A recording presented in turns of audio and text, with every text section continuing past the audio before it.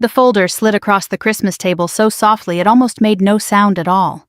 Daniel's mother pushed it with 2 fingers right between the dish of candied yams and the basket of dinner rolls, as if she were offering me something polite. Her smile stayed in place, neat and cold. "We think this is best," she said, "before the wedding moves forward." For a second, nobody moved. The lights on the tree in the corner blinked red gold, red gold. Somewhere in the kitchen, a timer ticked. Daniel looked down at his plate. His father folded his hands like this was a business meeting instead of Christmas dinner. His sister took a sip of wine and tried not to look interested. I rested my hand on the folder but did not open it right away. Even before I saw the title on the first page, I knew what it was. A contract. Not the kind people use when they want fairness, the kind they use when they want to remind you where they think you belong. By then, I had spent nearly 20 years in the Marine Corps. I had stood in rooms where generals made decisions that carried the weight of life and death. I had buried good men. I had written letters to families. I had learned how power worked, and more important, how small people acted when they believed someone else had none. Still sitting at that Christmas table in my oldest wool coat, I felt something sharper than anger. Not because of the paper. Because Daniel had known. I could see it in the way he would not lift his eyes. That was the moment. That was the night. That was the second I understood that before I married this man, I needed to decide whether love was enough when courage was missing. But that was not where the story began. It began 3 weeks earlier on a gray December morning with Daniel standing in my kitchen holding a mug of coffee and smiling at me like the world was still simple. "I want you to come to Christmas dinner," he said. "My parents are finally ready to meet you properly." I was standing at the counter in stocking feet reading an early briefing packet before heading to base. The townhouse I owned in a quiet neighborhood outside Quantico was warm, plain, and tidy. No expensive art, no dramatic furniture, no sign to an ordinary eye that the woman living there earned a solid military salary and carried a rank most men twice her age never reached. I kept my life that way on purpose. Daniel thought I worked in an administrative office connected to the base. He had never said the word clerk with disrespect. In fact, he always said it kindly, as though he admired that I was steady and unpretentious. He believed I handled paperwork reports, scheduling, something small, something quiet. I had let him believe that. Not because I enjoyed deceit, I did not. But after years of being saluted, deferred to, studied, and judged by rank, I had grown hungry for the one thing authority never seemed to bring me: unguarded affection. I wanted one person in my life who saw me before he saw the stars on my collar. So I had never corrected him. I was 38 years old, a major general in the United States Marine Corps with responsibilities that would have startled him if he had known them all. My monthly pay was a little over $18,000 before taxes and deductions. I had my own home, my own retirement, my own investments, and enough savings that I could have walked away from the service tomorrow and lived modestly for the rest of my life. But none of that interested me half as much as character did. "Properly?" I asked. Daniel laughed. "You know what I mean." I looked up from the packet. "I thought I'd already met them properly." "You met them at that fundraiser for 10 minutes and my mother was distracted," he said. "This will be different. Just family. Christmas. Relaxed." I remember the little pause I took before answering. Daniel noticed it too. "What?" he asked. "Your mother didn't seem distracted," I said. "She seemed disappointed." He gave me that helpless half-smile of his, the one meant to smooth over discomfort without ever truly facing it. "She just doesn't know you yet." That was Daniel's way. He was a good man in many of the daily, ordinary senses. He remembered how I took my coffee. He checked the oil in my car without telling me. He took his suit jackets to the dry cleaner on time and sent flowers to widows from church. He called his aunt every Sunday. He would bring in my grocery bags without being asked. But Daniel had been raised in a family where keeping the peace mattered more than speaking plain truth. Around his parents especially, he softened himself into someone smaller. He did not lie exactly. He just let things go unchallenged until they hardened into facts. "When is dinner?" I asked. "Christmas Eve," he said. "My sister and her husband will be there too." I set down the packet and turned fully toward him. "And what exactly have you told them about me?" His eyebrows lifted too quickly. That you work on base. That's all. He shrugged, more or less. It would have been easy then to tell him. To say, Daniel, I am not an office clerk. I am a Marine Corps Major General, and if your parents want to know whether I can support myself, the answer is yes. But something in me resisted.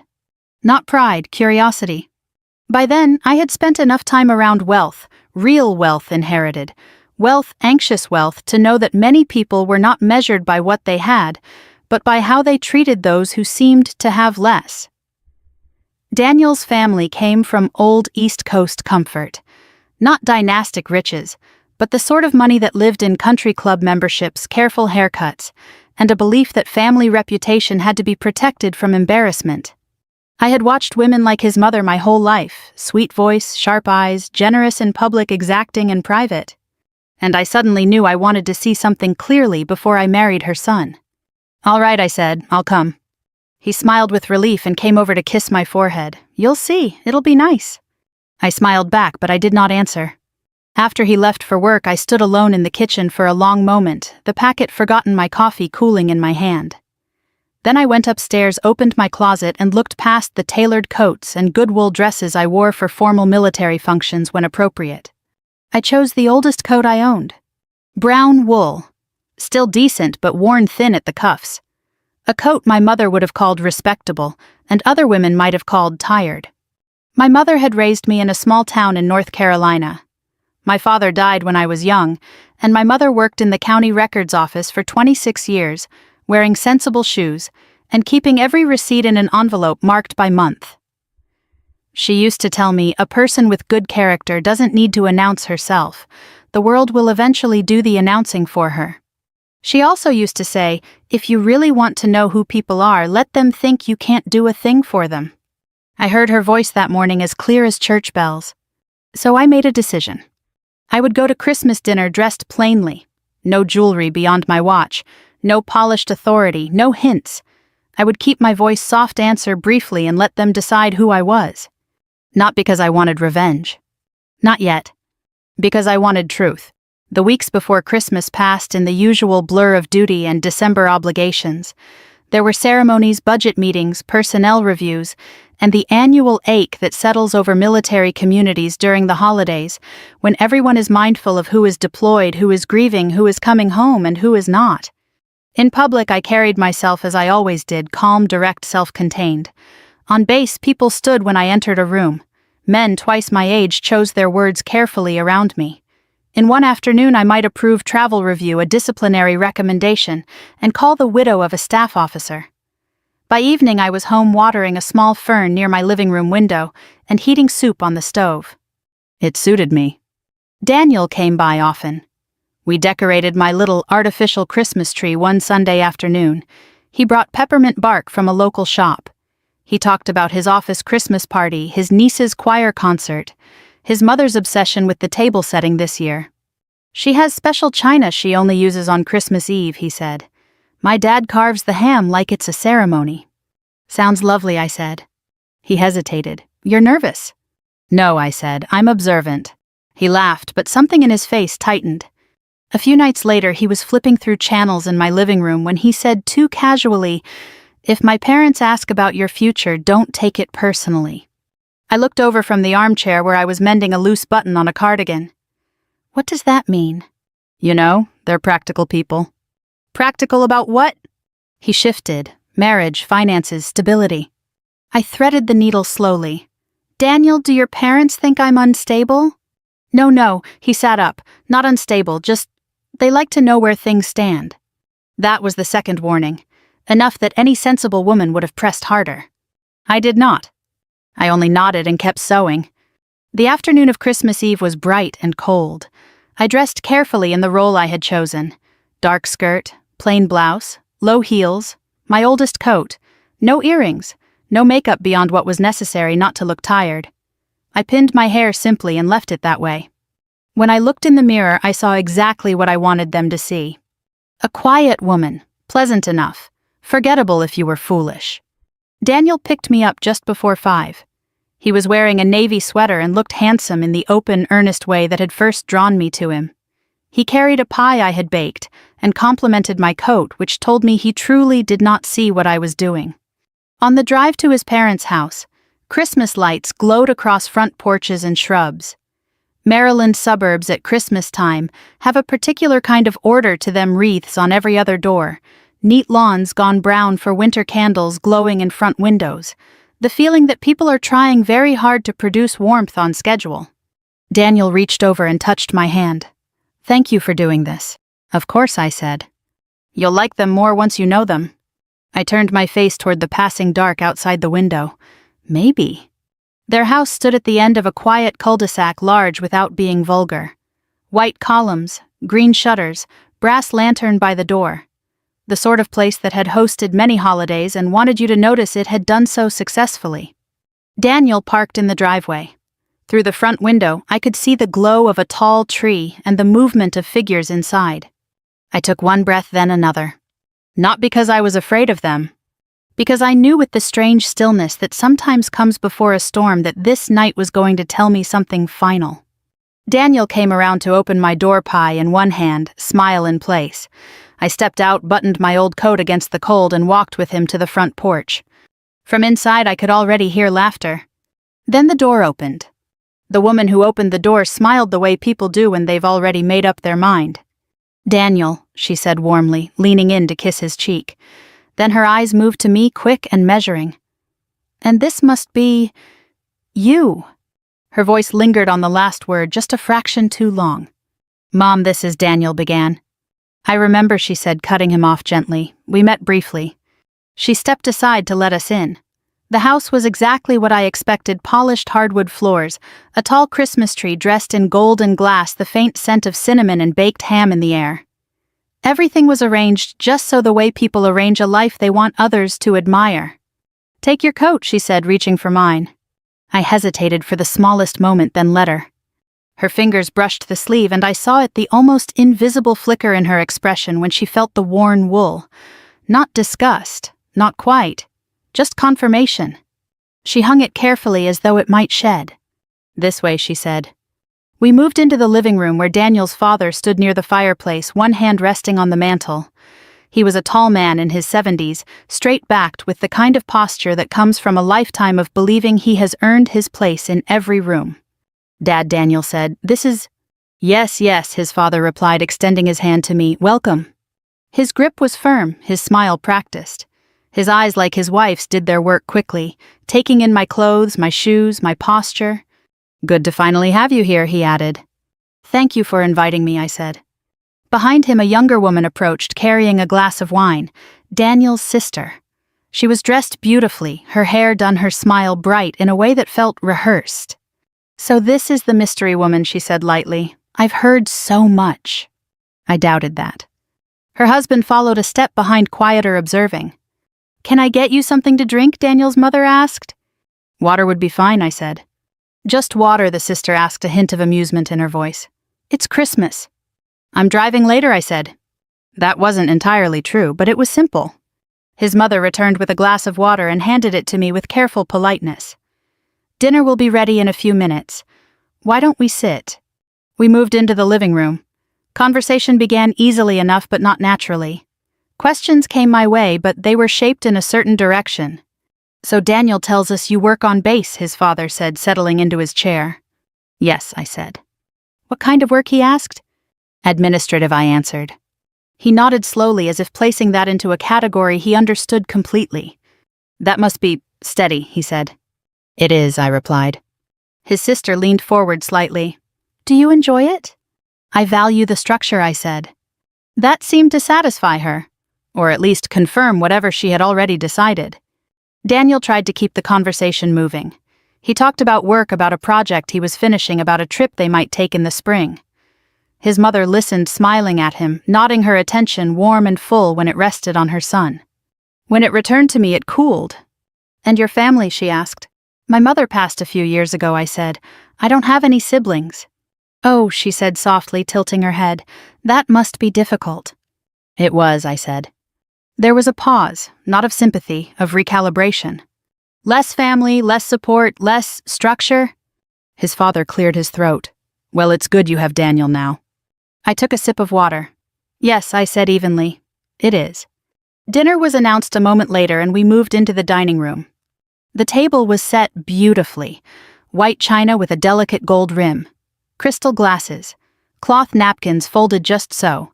A centerpiece of pine branches and candles. It was the kind of table my mother would have admired and then quietly worried about scratching. We took our seats. Daniel sat beside me, his parents across, his sister and her husband at either end. The meal began with grace. His father bowed his head and gave thanks for family, for blessings for the year behind and the year ahead. His words were sincere, practiced, and complete. When he finished, everyone lifted their heads. Please, his mother said, eat. The food was good, very good. Ham glazed perfectly, sweet potatoes rich and soft, green beans with almonds, rolls warm and light, everything prepared with care. But the conversation never settled. So his mother said after a few minutes, turning to me again, "Do you plan to continue working after the wedding?" "Yes," I said. "In the same position?" she asked. "For now," I replied. She nodded, exchanging a brief glance with her husband. "I only ask," she continued, "because Daniel has worked very hard to build a certain lifestyle. Stability is important." "I agree," I said. His sister smiled faintly. "Of course, sometimes priorities shift after marriage." "Sometimes," I said. Daniel shifted beside me. I could feel the tension in his arm. "They're just trying to get to know you," he murmured quietly. "I understand," I said. His father set down his fork. "And what about long-term plans?" he asked. "Savings, retirement, those sorts of things." "I have a plan," I said. He smiled thinly. "I'm sure you do. It's just that, well, these things matter more when two people are building a life together." "Yes," I said again, "they do." There it was. Not outright insult, not yet. But the steady shaping of a narrative. A woman with modest means, limited prospects, a potential risk. Daniel tried to shift the subject again, but his mother brought it back. "We've seen situations before," she said, her tone gentle but firm, "where intentions are good, but differences in background can create complications." I looked at her. "What kind of complications?" "Oh," she said lightly, "expectations, financial habits, responsibilities." "And how those are shared," his father added. I folded my hands in my lap. "Shared how?" His mother smiled, equitably. The word hung in the air. Daniel cleared his throat. "Mom, it's a reasonable conversation," she said. "Yes," I said calmly, "it is." And then it happened. His father leaned back slightly. His mother reached beside her chair. The room quieted in a way that had nothing to do with the food. She placed a folder on the table, and with 2 fingers she slid it toward me. "We think this is best," she said, "before the wedding moves forward." This time I did not wait. I opened it. The first page was exactly what I expected. A prenuptial agreement. But as I read, I saw more than legal language. I saw assumptions. That I would contribute little, that I might depend, that I might take, that I needed to be managed before I could become part of their family. I read each line carefully. No one spoke. When I reached the end of the first page, I turned it. There were notes in the margin, in his mother's handwriting. Important, must discuss before venue deposit. I closed the folder slowly, and only then did I look up. Daniel was staring at his plate. He hadn't said a word. I rested my hands lightly on the table, and for the first time that evening I allowed a small silence to settle. Not the silence of discomfort. The silence of understanding. They thought this was about money. They thought this was about protection. They thought I was the risk. I looked at Daniel, then at his parents, and I realized something with perfect clarity. This was not the moment I had been invited into their family. This was the moment they had decided who I was allowed to be. They had just made their move. They had no idea they had just chosen the wrong woman. I let the silence sit a moment longer than most people would have. Long enough for discomfort to settle into the room. Long enough for each of them to wonder how I would react. Then I placed my fingertips lightly on the edge of the folder and said very calmly, "When was this drafted?" Daniel's mother straightened a fraction, a few weeks ago.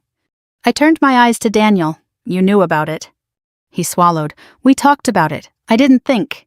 "You didn't think I should be told?" I asked. "It's not like that," he said quickly. "I just didn't want to upset you before the holidays." His father leaned forward slightly. There's no need to make this adversarial. This is simply a precaution. Standard, really. Standard for whom, I asked. For families in our position, he said.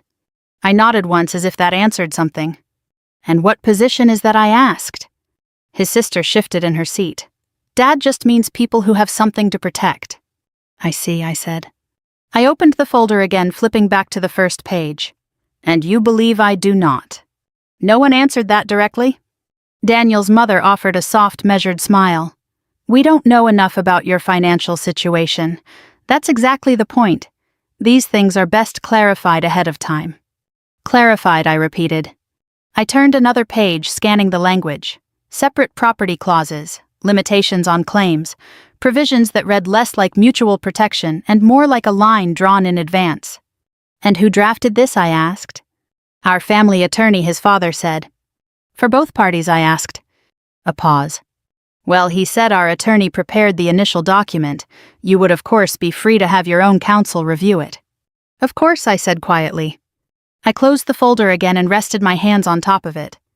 Daniel reached for his water glass and took a sip he didn't seem to need. His hand trembled just slightly. It's not personal, he said. They would ask this of anyone. I turned my head slowly and looked at him. Would you? I asked. He hesitated. That's not fair, he said. No, I agreed, it isn't. His mother leaned in, her tone still gentle but firmer now. We are not accusing you of anything. We are simply being responsible. Marriage is not just emotional, it is practical. I agree, I said. Her smile returned, relieved. Then you understand. I understand that you believe you are being practical, I said. What I am still trying to understand is what exactly you believe you are protecting your son from. The words landed more directly than anything I had said so far.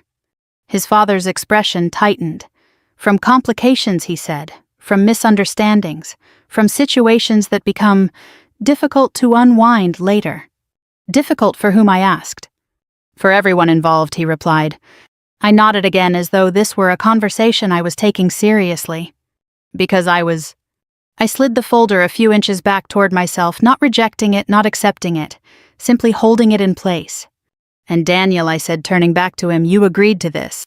I didn't agree, he said quickly. I just didn't stop it. That's the same thing, I said.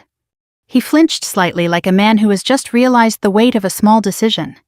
I let the silence return just for a breath. Then I asked very evenly, what is the current value of Daniel's trust? The question shifted the air in the room immediately. His father blinked. I'm sorry. You mentioned protection, I said. I assume that includes existing assets. So I'm asking, what is the current value of his trust? Daniel's sister gave a short, surprised laugh.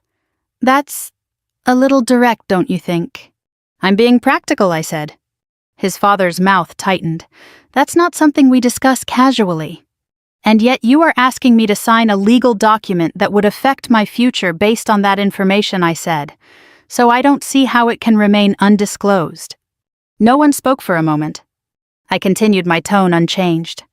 Is the house in Daniel's name or held in a family trust? That's not relevant, his father said. It is if we are discussing marital property, I replied. Daniel shifted in his chair. We don't need to go into all that tonight. We don't, I asked. His mother stepped in quickly. This is exactly why we wanted to have this conversation early, so that expectations are clear. Clear for whom, I asked again. Her smile thinned. I let my gaze move across the table, taking in each of them in turn. I'm also curious, I said, about Daniel's outstanding liabilities. Daniel's head snapped up. What? You have a credit line connected to the business you started 2 years ago, I said. Is that fully resolved? The color drained from his face. His sister looked at him sharply. What is she talking about? It's nothing, Daniel said quickly. It's handled. Is it? I asked, still calm. His father frowned. How would you know about that? I met his eyes. Because I listen, I said. The room had gone very still now. No one was eating anymore. The tree lights blinked quietly in the corner. Daniel stared at me, something like confusion and fear mixing behind his eyes. Why are you doing this? He asked.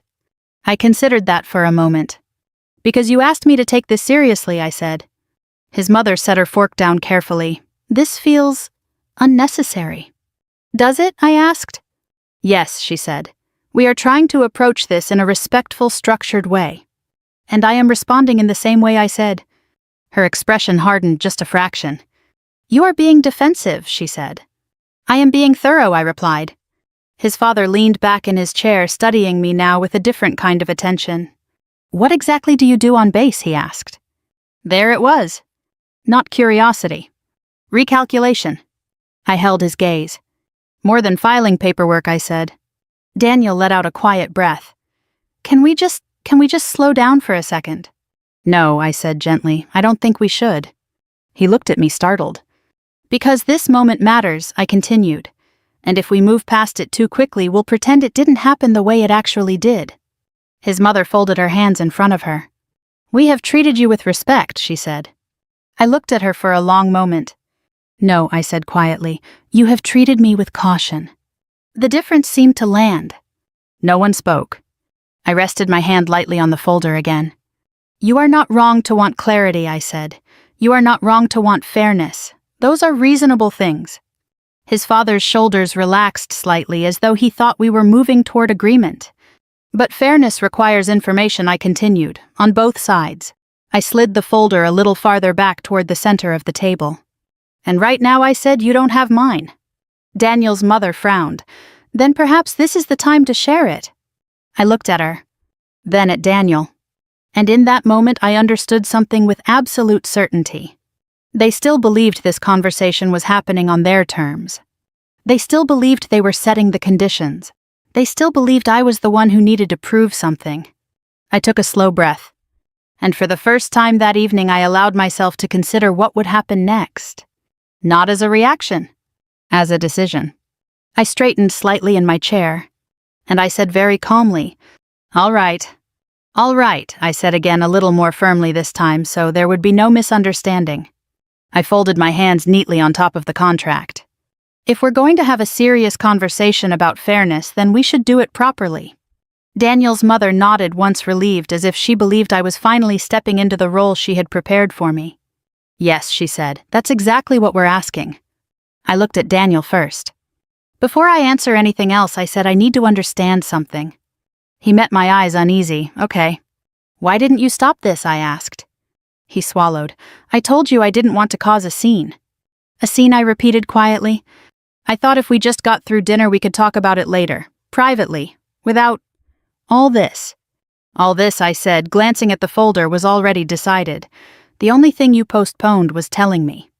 He didn't answer. I let that settle between us. Then I turned to his parents. You said you want clarity, I continued, so let me offer you some. I sat back slightly in my chair, not in defiance, but in composure. I am 38 years old, I said. I have supported myself since I was 18.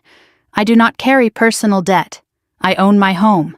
I maintain my own retirement accounts. I do not depend on Daniel for financial stability, and I do not require access to your family's assets to live comfortably. Daniel's sister blinked, surprised. His father's eyes narrowed, reassessing. And as for my work, I added, you are correct that I am on base. I paused just long enough for the weight of that understatement to register. But not in the way you've assumed. Daniel leaned forward slightly. What do you mean? I looked at him. Then I looked at his parents. And I spoke plainly. I am a major general in the United States Marine Corps. For a moment no one reacted. It was too far outside what they expected. Then his sister let out a short, disbelieving laugh. I'm sorry, what? I am a 2-star general, I said, my voice calm even. I command personnel, oversee operations, and make decisions that carry legal, financial, and human consequences. My responsibilities extend well beyond administrative duties. Daniel stared at me. You're serious, he said. Yes. His mother's expression shifted, confusion giving way to something sharper. That's not something one would hide. I didn't hide it, I said. I simply didn't lead with it. His father leaned forward, studying me in a way he hadn't before. If that's true, he said slowly, then why? Why am I sitting here in an old coat I finished for him? He didn't answer. I gave him the courtesy of finishing the thought anyway. Because I wanted to know how you would treat someone you believed had nothing to offer you. The words settled into the room like a stone dropped into still water. Daniel looked at me as if he were seeing me for the first time. You never told me, he said quietly. No, I agreed I didn't. Why, he asked. I held his gaze. Because I wanted one relationship in my life that wasn't shaped by rank, I said. I wanted to know if I could be known as a person before I was known as a title. His mother shook her head slightly. This feels misleading. Does it? I asked. Yes, she said. You allowed us to believe something that wasn't true. I allowed you to believe something you never questioned, I replied. His father sat back slowly. And now, he asked. Now, I said, we're having the conversation you wanted, with all the information on the table. I lifted the folder again, tapping it lightly. This document, I continued, is not inherently unreasonable. Prenuptial agreements can be useful when both parties enter them with full knowledge, independent counsel, and mutual respect. His mother nodded a bit too quickly. Exactly. But this, I said, opening it again and turning it so they could see, is not that. I pointed to a clause. This section assumes a disparity of income and restricts future claims accordingly. That assumption is incorrect. I turned another page. This provision limits access to certain assets without disclosing their structure. That creates an imbalance of information. Another page. And this language here, I added, tapping the margin note, is not legal at all. It's personal. It reflects a concern about character rather than a concern about assets. Daniel's sister shifted uncomfortably. His father frowned. Our attorney drafted that. Your attorney drafted a document based on your perspective, I said, not on a full understanding of both parties involved. And what would you suggest, he asked. I would suggest, I said calmly, that if we are to discuss a legal agreement, it should be drafted by separate counsel with full disclosure from both sides and with terms that protect each party equally. His mother's lips pressed into a thin line. And you expect us to simply accept that, she asked. I expect you to recognize that I am not the person you assumed I was, I said. The room went quiet again. Daniel ran a hand through his hair. I don't even know what to say. You could start with the truth, I said. He looked at me pained. I didn't think it mattered. It mattered to them, I said, and you let it matter without question. His father exhaled slowly. Well, he said this is unexpected. Yes, I said, it is. His mother picked up her glass of wine, took a small sip, and set it back down carefully. If what you're saying is accurate, she said, then perhaps we all made some incorrect assumptions. That's one way to put it, I replied. Her eyes met mine. And you, she added, chose not to correct them. That's also true. A long pause followed. Then she said, I suppose the question now is where we go from here. I considered that. I looked at Daniel, at his father, at his mother, at the contract still resting between us. And I realized something that had nothing to do with rank or money or legal language. This was no longer about what they thought of me. It was about what I thought of them. I closed the folder gently and set it back on the table. You asked for clarity, I said. And now you have it. For a moment after I said it, no one moved. The contract sat in the center of the table like something that had lost its purpose. Daniel's mother was the first to recover. She adjusted her napkin, smoothed it once across her lap, and lifted her chin just slightly. Well, she said, her voice carefully measured, this certainly changes the context. Does it? I asked. Her eyes flickered, not expecting that answer. Of course it does. We were operating under a certain understanding. Yes, I said, you were. His father leaned forward, resting his elbows lightly on the table. You have to admit, he said, most people would have disclosed something like that. Most people lead with whatever they think will secure their position, I replied. I chose not to. Daniel looked between us, his face pale. I still don't understand, he said. Why didn't you tell me, not just them, me? I turned to him fully.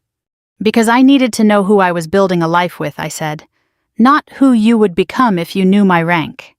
That's not fair, he said. No, I said quietly. What happened tonight wasn't fair. He flinched at that. His sister shifted in her chair, clearly uncomfortable now. Okay, but this feels like a test, she said. Like you set this up. I didn't set anything up, I said. I accepted an invitation. And showed up pretending to be someone else, she said. I held her gaze. I showed up without announcing myself. There was a difference. His mother exhaled slowly. Regardless, she said, we are where we are. And we still need to discuss the future. I nodded once. We do. She leaned forward slightly, regaining some of her composure. Then, let's be practical. If you truly are in the position you claim, then you understand the importance of structure. Agreements, boundaries. I do, I said. Then you must also understand that families like ours are not unique, I said, gently cutting her off. Her lips pressed together. I have spent my entire adult life working with people from every background you can imagine, I continued. Wealthy, poor, educated, not. What distinguishes them is not what they have, it's how they behave when they believe no one is watching. No one spoke. Daniel stared down at his hands. I shifted my attention back to him. Daniel, I said, my tone softer now, I need to ask you something and I need you to answer honestly. He looked up. When your parents decided to present this tonight, I said, tapping the folder lightly, did you agree with them? He opened his mouth, then closed it again. I thought it was reasonable, he said finally, just as a precaution. Even knowing what you know about me, I asked. He hesitated. I didn't know this, he said, gesturing slightly toward me, toward everything I had just revealed. No, I said, but you knew me. That landed harder. He looked down again. I didn't think they were trying to hurt you, he said quietly. That's not what I asked, I replied. Silence stretched between us. Then slowly he said, I didn't stop them. I nodded once. That's what I needed to know. His mother leaned in quickly. Daniel was trying to keep the peace, she said. You can't fault him for that. I turned my head toward her. Yes, I said, I can. Her eyes widened slightly. Keeping the peace, I continued, at the expense of someone else's dignity, is not peace. It's avoidance. His father shifted in his chair. Now hold on, he said. No one intended to compromise your dignity. I met his gaze. You handed me a document designed to limit my place in your family before you understood who I was, I said. You made assumptions about my character based on what I wore, what I said, and what you believed I could offer. That's not, his sister began. It is, I said, still calm. The room fell quiet again. I let it. Then I did something none of them expected. I reached down, slipped the engagement ring from my finger, and placed it gently on the table beside the contract. The small sound it made against the wood seemed louder than anything else that night. Daniel's head snapped up. What are you doing? He asked. I'm pausing, I said. Pausing. His voice cracked slightly. You're taking the ring off in front of my family and calling it a pause. Yes, I said. Why? He demanded. I looked at him, not unkindly. Because I don't know if you're ready to stand beside me, I said, and I'm not willing to build a marriage on uncertainty. His mother's face tightened. This is an overreaction, she said. No, I replied, it's a decision. His father leaned forward, his voice firmer now. You're going to walk away from an engagement over a conversation. I'm stepping back, I corrected him, because of what that conversation revealed. Daniel shook his head, disbelief and hurt written across his face. You could have told me, he said again. And you could have trusted me, I said. That was the truth at the center of it. Not the contract. Not the dinner. Trust. I stood slowly, smoothing my skirt. Thank you for the meal, I said to his parents, my voice steady. It was very well prepared. His mother stared at me, speechless now. I picked up my coat from the chair where it had been placed earlier.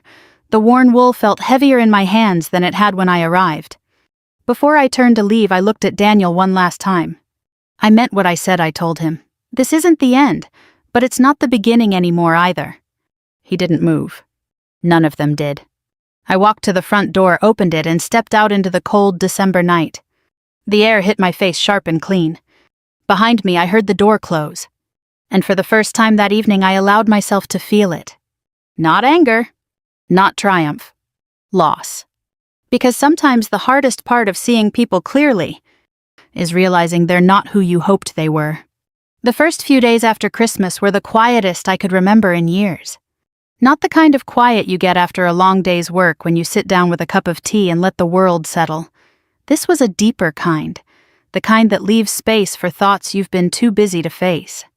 I went back to base on the morning of the 26th. The routine helped.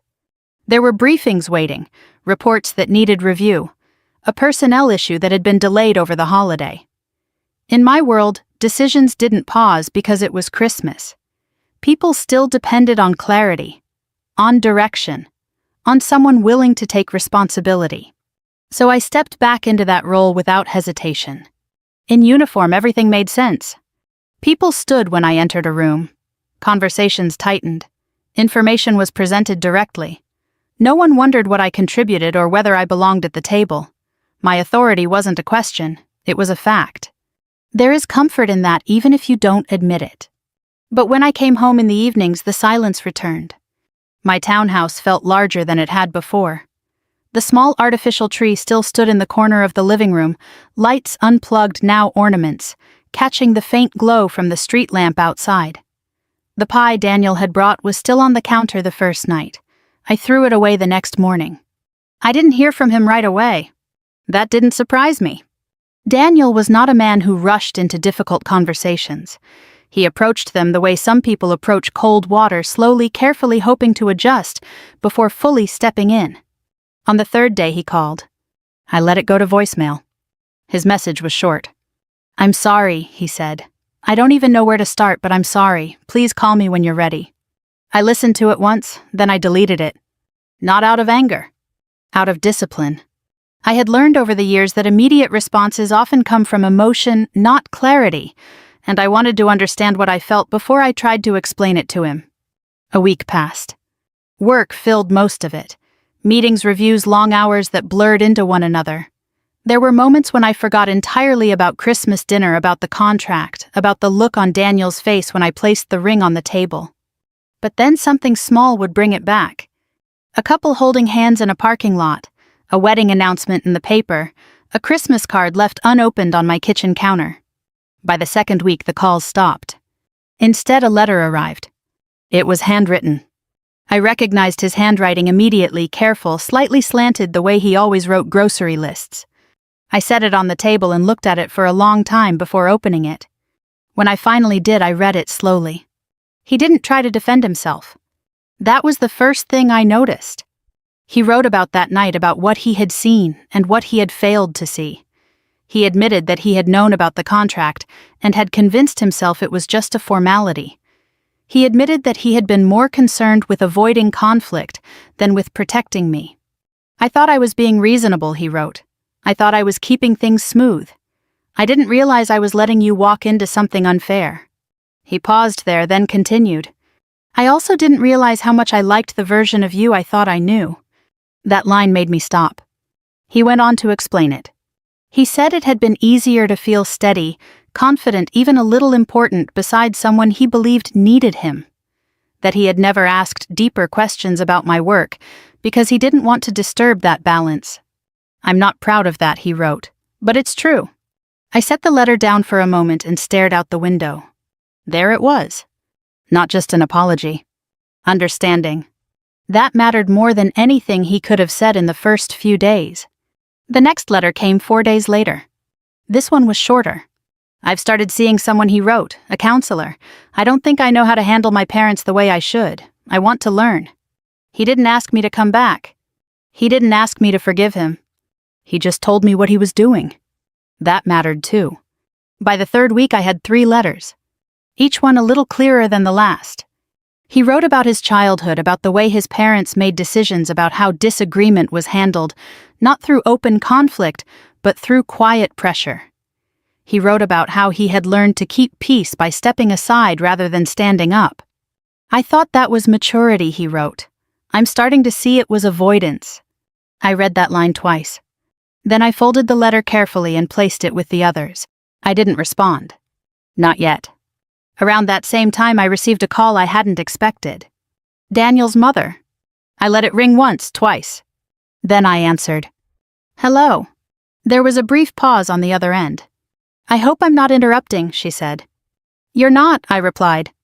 Another pause. "I wanted to follow up," she said, choosing her words carefully. "About Christmas." "Yes," I said. "I believe things may have been misunderstood," she continued. I leaned back slightly in my chair. "In what way?" I asked. "We were trying to be responsible," she said, "and perhaps the way we approached it was too direct." "Directness wasn't the issue," I said. She hesitated. "What was the issue in your view?" she asked. "Assumption," I said. Silence. Then more quietly, "I see. I wasn't sure she did. I also wanted to say she added that we were not aware of your position. I understand that, I said. And had we known, she continued, we would have handled things differently. I let that sit for a moment. Would you, I asked. She didn't answer right away. I would hope so, she said finally. That was honest in its way. Then perhaps the issue wasn't information I said, it was perspective. Another silence. I suppose, she said slowly, there is some truth in that. We ended the call shortly after. It wasn't an apology. Not yet. But it was movement. The real change came a few days later. A letter arrived from Daniel's father. Typed, not handwritten. Brief. I misjudged you, it read. Not because of what you withheld, but because of what I assumed. That is my responsibility. I regret the way that manifested. No explanations. No excuses. Just that. I read it once. Then I set it aside. It was enough. Not to repair everything, but to acknowledge something had been broken. The following week I called Daniel. We agreed to meet. Not at his parents' house. Not at mine. At a small diner just off the highway. The kind of place where the coffee is always hot, the booths are worn, and no one pays much attention to who you are. It felt right. When I walked in, he was already there. He stood when he saw me. For a moment, neither of us spoke. Then he said quietly, "Thank you for coming." I nodded. And for the first time since Christmas, we sat down across from each other, with nothing between us. He looked thinner. Not in a way most people would notice right away, but I saw it. The lines around his eyes were a little deeper. His shoulders didn't sit as easily as they used to. There was something in his posture less certain, more deliberate. He waited until I had settled into the booth before he sat down again. A waitress came over, poured coffee for both of us without asking, and left us with 2 menus we didn't need. "Thank you for coming," he said again. "You said that already," I replied, not unkindly. "I know," he gave a small, nervous smile. "I just didn't want to assume." "That's new," I said. He nodded. "I'm trying." We let that sit for a moment. Outside, cars moved steadily along the road. Inside, the quiet hum of conversation and clinking dishes created a kind of privacy that didn't feel forced.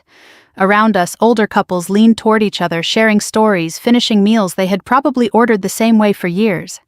It grounded the moment. Daniel wrapped his hands around his coffee cup. "I read your face that night," he said. "After the contract, I knew something had changed. I just didn't understand what." "You understand now?" I asked. He nodded slowly. More than I did. Not completely, but enough to know I was wrong. I didn't respond right away. He continued. "I kept telling myself it wasn't a big deal," he said, "that it was just paperwork, that everyone does it." "Everyone doesn't," I said. "I know that now." He paused. "It wasn't the contract, was it?" "No," I said, "it wasn't." "It was me," he said. "It was what you didn't do," I corrected gently. He looked down at the table. "I've been thinking about that," he said. "A lot."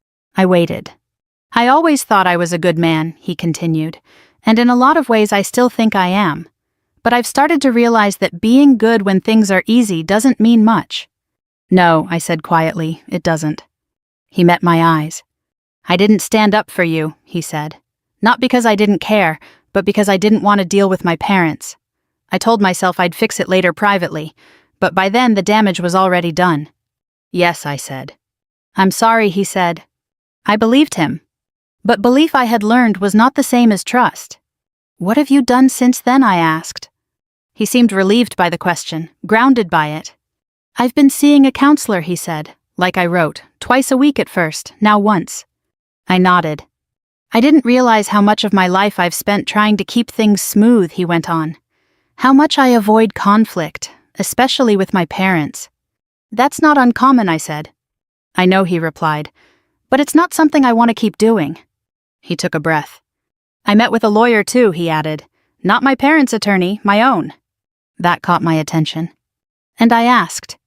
He explained what a fair agreement actually looks like, Daniel said.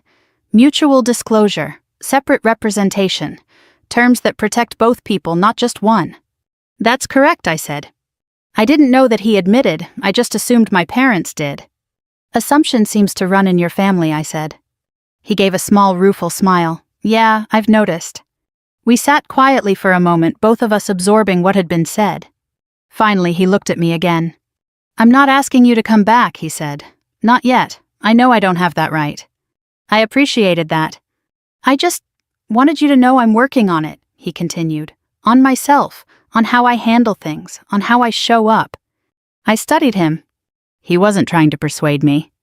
He wasn't trying to charm his way back into place. He was simply telling the truth as he understood it. That was new. "What about your parents?" I asked. He exhaled slowly. "That's been harder," he said. "But I've started setting boundaries." "In what way?" "I told them I wouldn't discuss our relationship unless you were present," he said.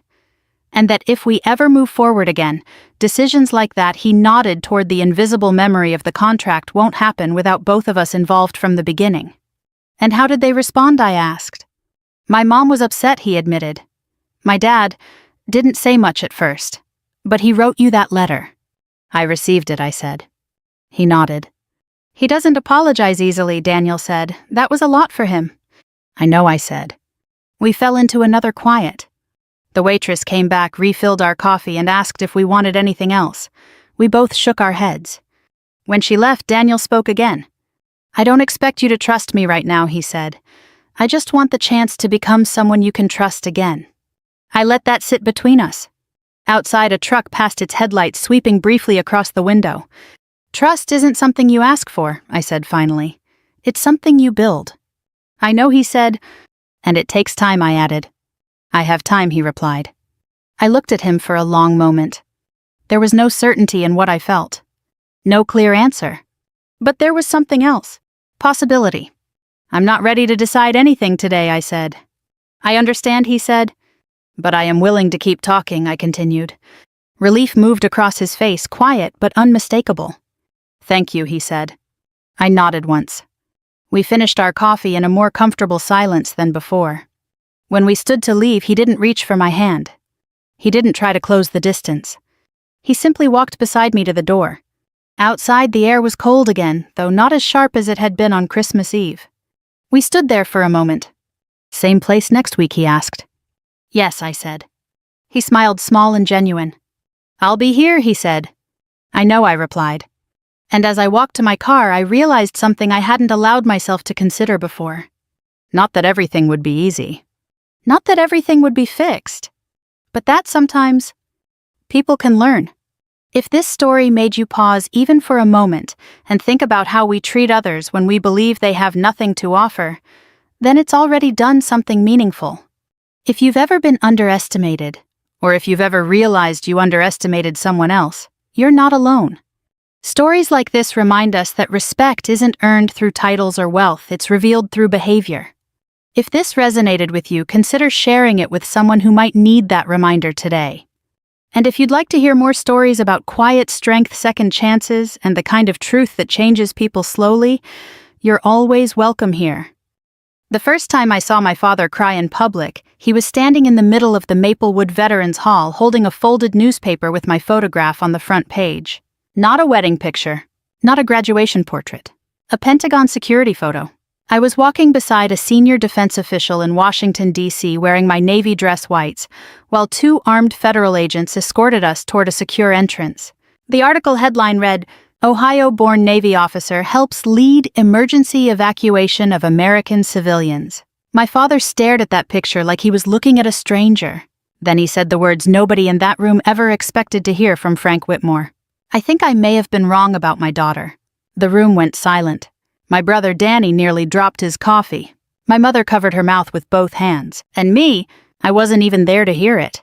I was sitting alone in a government sedan outside Arlington National Cemetery when my phone started vibrating for the 4th time in 10 minutes. "Mom calling." I let it ring. The driver pretended not to notice. Outside the window, November rain slid slowly down rows of bare trees and white headstones. Washington always looked colder than Ohio, even when the temperatures matched. Maybe because everybody there carried invisible things on their shoulders. Finally, my phone buzzed again. This time it was a voicemail. "Rebecca," my mother said softly, "please call us back. We need to talk. Family meeting tomorrow." Family meeting? I almost laughed out loud. For 38 years, nobody in my family had ever called a meeting when I was hurting. Not when I left for Annapolis. Not during deployments. Not after Grandma Eleanor died. But one newspaper photo later, suddenly everybody wanted to talk. I leaned back against the seat and closed my eyes. And just like that, I was 12 years old again. Back in Maplewood, Ohio. Back before I understood that some families can love you and still never truly see you. Maplewood was the kind of small Midwestern town where people still mowed lawns in straight lines and waved at strangers from pickup trucks. My father worked 32 years at the Champion Tool Factory before they downsized half the plant in the early 2000s. My mother worked part-time at the church office. We weren't poor, but every dollar had a purpose.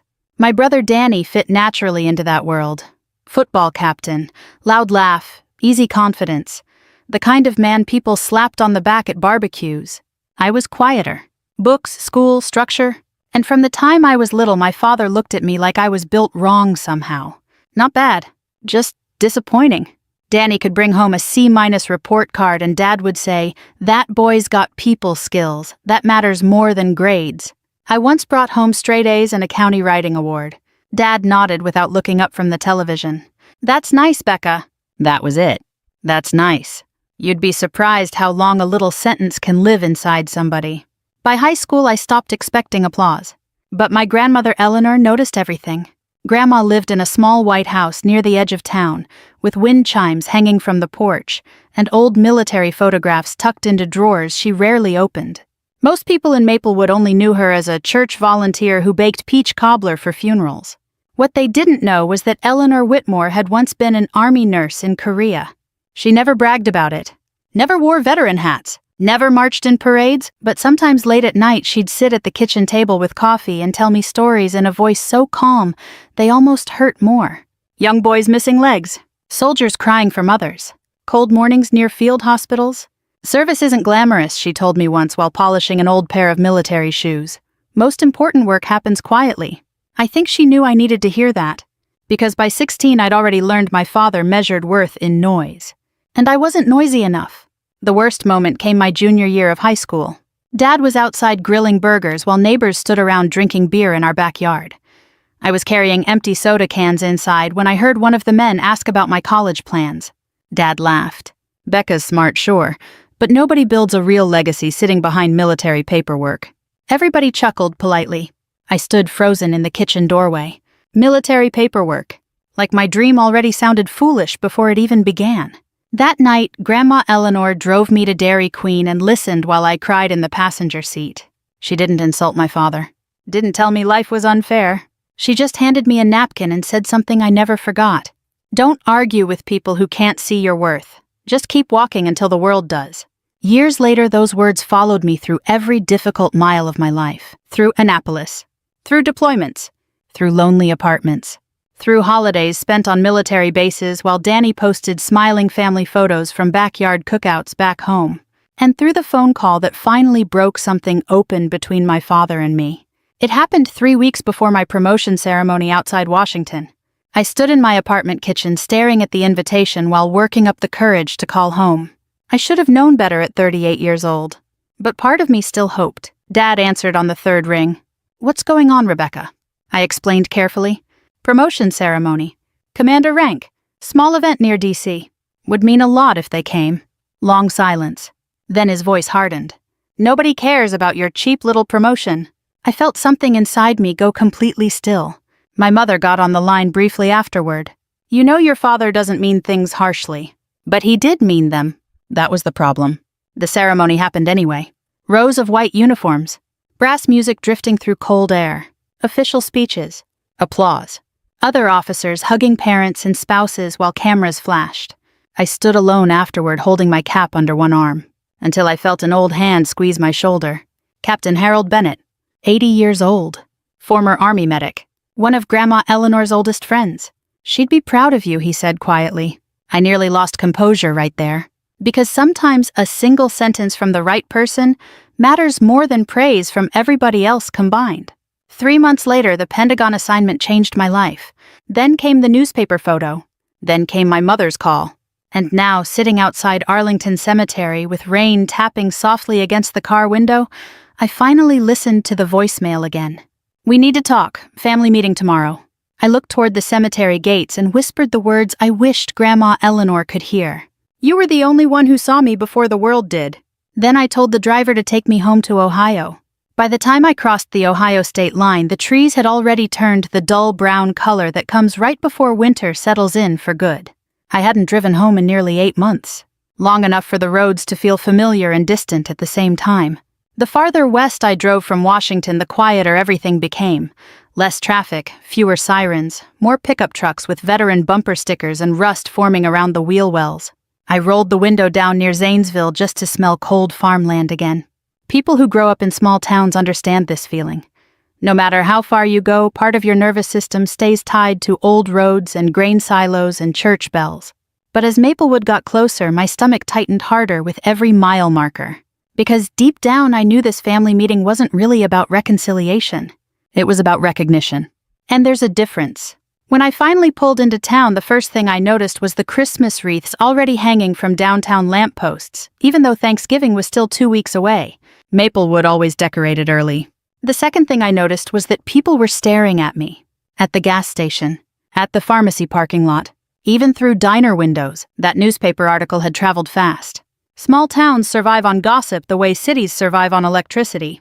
I stopped at Miller's Pharmacy to grab aspirin after the drive, and before I even reached the counter, old Mrs. Granger from church grabbed my arm. "Well, look at you," she said, smiling wide.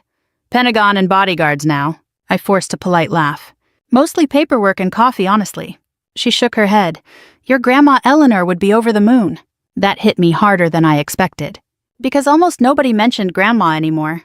After she died, it felt like the town quietly folded her memory away into casseroles and funeral flowers. But not me. I carried her everywhere. Even now, I still kept her old service pin inside my coat pocket during difficult meetings. Mrs. Granger lowered her voice. "Your father's been acting strange since that article came out." I raised an eyebrow. "Strange how? He keeps buying extra newspapers." She smiled gently. "That man's probably read your article 20 times. I didn't know what to say to that. Because part of me wanted satisfaction. Another part wanted to cry. And another part, the tiredest part, just wanted everyone to stop making my worth sound surprising. I left the pharmacy and drove slowly toward my parents' neighborhood. Nothing there had changed. Same cracked sidewalks, same American flags hanging from porches, same little ranch houses built for factory families back when people believed one steady job could carry a household forever. Danny's truck was already parked outside Mom and Dad's house when I arrived. Of course it was. My older brother never missed a chance to control a room. I sat in my car for nearly 2 minutes before getting out. The November wind cut straight through my coat. And suddenly I remembered being 18 years old, standing in this exact driveway with 2 suitcases before leaving for Annapolis. Dad barely hugged me that day. Mom cried. Danny joked that I'd come home in 6 months begging for real food. Only Grandma Eleanor looked at me like she understood what it cost to leave home for service. I can still hear her final words before I climbed into that shuttle bus. "Walk steady. Not be fearless. Not be perfect. Just walk steady." The front door opened before I reached it. My mother rushed outside first. "Oh my goodness," she whispered, wrapping her arms around me. "Rebecca." She hadn't called me Rebecca with tenderness in years. Usually it was just Becca shouted across noisy family dinners. I hugged her back carefully. She smelled like hand lotion and cinnamon candles. For one brief second, I almost allowed myself to believe this visit might actually heal something. Then Danny appeared behind her. "Well," he said loudly, "look who finally remembered us little people." There it was. The old rhythm. Sarcasm disguised as humor. I forced a small smile. "Good to see you, too." Danny stepped forward and hugged me quickly, but something about it felt performative. Like he was already imagining himself telling people about his Pentagon sister at the bar later. Inside the house buzzed with noise. Aunts, cousins, even neighbors. I stopped dead near the living room doorway. "You invited people?" I asked quietly. Mom looked nervous immediately. "Well, folks were excited you were coming home." Excited. Interesting word. Nobody had been excited when I graduated Annapolis. Or during my first deployment. Or when Grandma Eleanor's funeral nearly emptied my savings because I paid for most of it myself while Danny complained about floral costs. But one newspaper article later, suddenly I was interesting. I kept my expression neutral. "Military training teaches you how to lock emotions behind your teeth." Still, my chest burned. Dad emerged from the dining room holding coffee. For a second, neither of us spoke. Frank Whitmore had aged more than I realized. His shoulders sagged lower now, more gray around the temples. His hands looked rougher, too. Factory hands. Working man hands. The kind that built half this country and silently destroyed the bodies attached to them. Then he nodded awkwardly. Long drive. About 7 hours. He cleared his throat. Saw your article, I figured. Another silence. Everybody nearby pretended not to listen. Dad shifted uncomfortably before finally saying words that sounded almost physically painful for him. People around town seemed pretty impressed. Not I'm proud of you. Not even congratulations. Just people seem impressed. I almost smiled at how predictable it was. Town always did like headlines, I answered calmly. Danny laughed too loudly. Well, you're basically famous now. Mom's been saving newspapers like you're a Kennedy. Mom shot him a look. The room filled with uncomfortable chuckles. Then Aunt Linda walked over carrying deviled eggs and touched my arm. Your grandmother always said you were destined for something important. There it was again. Grandma Eleanor, the only person whose faith in me never changed with public opinion. I looked around the crowded living room. Football game playing softly on television. Cheap folding chairs pulled from the garage. Pot roast smell drifting from the kitchen. Middle-aged relatives suddenly eager to hear Pentagon stories after years of barely asking about my life. And right then I understood something clearly. They didn't know me at all. Not really. They knew the newspaper version. The impressive version. The version validated by strangers. But nobody in this room knew how many nights I cried alone after deployments. How many holidays I spent eating microwave dinners on base. How hard I worked to become someone my father still couldn't quite say he respected. Then the front door opened again. Cold air swept inside, and when I saw who stepped through that doorway holding an old leather satchel in his weathered hands, my heart nearly stopped. Captain Harold Bennett, Grandma Eleanor's old Army medic partner, 82 years old and still standing straight. The entire room turned toward him in confusion. But I already knew. This was the real reason I came home, and suddenly my family had no idea what was about to walk into that living room. Captain Harold Bennett removed his wool coat, slowly, carefully folding it over one arm, while the entire living room stared at him. Nobody in my family recognized him except me. But the second I saw the old Army Corps pin on his lapel, I felt 16 years old again, sitting at Grandma Eleanor's kitchen table, listening to stories about soldiers who never came home. Harold looked older than the last time I'd seen him at my promotion ceremony. Thinner, too, but his eyes were still sharp. Rebecca, he said warmly. I crossed the room before anybody else could speak and hugged him tightly. I didn't know you were coming. He smiled faintly. Your grandmother taught me surprises matter. That got my father's attention immediately. Harold Bennett, Dad asked cautiously. From Eleanor's old stories. Harold nodded once. That's right. Dad shook his hand with visible uncertainty. Now here's the thing about men from my father's generation, especially working-class Midwestern men. Military service meant something sacred to them even if they rarely talked about emotions. A veteran from Korea automatically carried weight in a room like this, which meant Harold's presence changed the atmosphere immediately. The joking stopped. The performance softened. Mom hurried to make coffee while Harold settled slowly into Dad's old recliner near the fireplace. You look just like your grandmother around the eyes, he told me quietly. I swallowed hard. Nobody had said that to me since her funeral. The room eventually reorganized itself into awkward conversation. Cousins wandered toward the kitchen. The football game kept playing in the background. Somebody dropped ice into glasses. But underneath it all, tension hummed quietly. Because everybody sensed Harold hadn't come just for dinner. He brought something with him. The old leather satchel rested against his chair the entire time. Dad noticed it too. Finally, after nearly 20 minutes of shallow small talk about traffic weather and Washington politics, Harold cleared his throat. I came because Eleanor asked me to. The room went completely still. My mother blinked. Asked you to? Harold nodded slowly, before she passed. Dad frowned. That was 3 years ago. She knew her time was running out. I felt cold suddenly. Harold rested both hands on the satchel. She gave me instructions. Told me there would come a day Rebecca finally came home after proving herself to people who never fully saw her. Nobody moved. Nobody even reached for coffee. And for the first time all evening, my father looked genuinely uncomfortable. Harold opened the satchel carefully and removed a worn black journal tied with faded blue ribbon. I recognized it instantly. Grandma Eleanor's handwriting covered the front. Dad stared at it in confusion. I've never seen that before. No, Harold answered quietly. Because she kept it private. He looked toward me. She wrote in it for almost 20 years. The room suddenly felt too small. Harold untied the ribbon slowly. Eleanor asked me to give this to Rebecca one day, but only after the family was finally willing to listen. Danny shifted awkwardly on the couch. Listen to what? Harold opened the journal and adjusted his glasses. Then he began reading. March 14th, 2004, he said softly. Frank thinks Rebecca is too quiet for this world. He worries quiet people get ignored. What he doesn't understand is that quiet people often survive things loud people never could. My throat tightened instantly. Mom lowered her eyes. Harold turned another page. Rebecca sat with me tonight polishing old service shoes.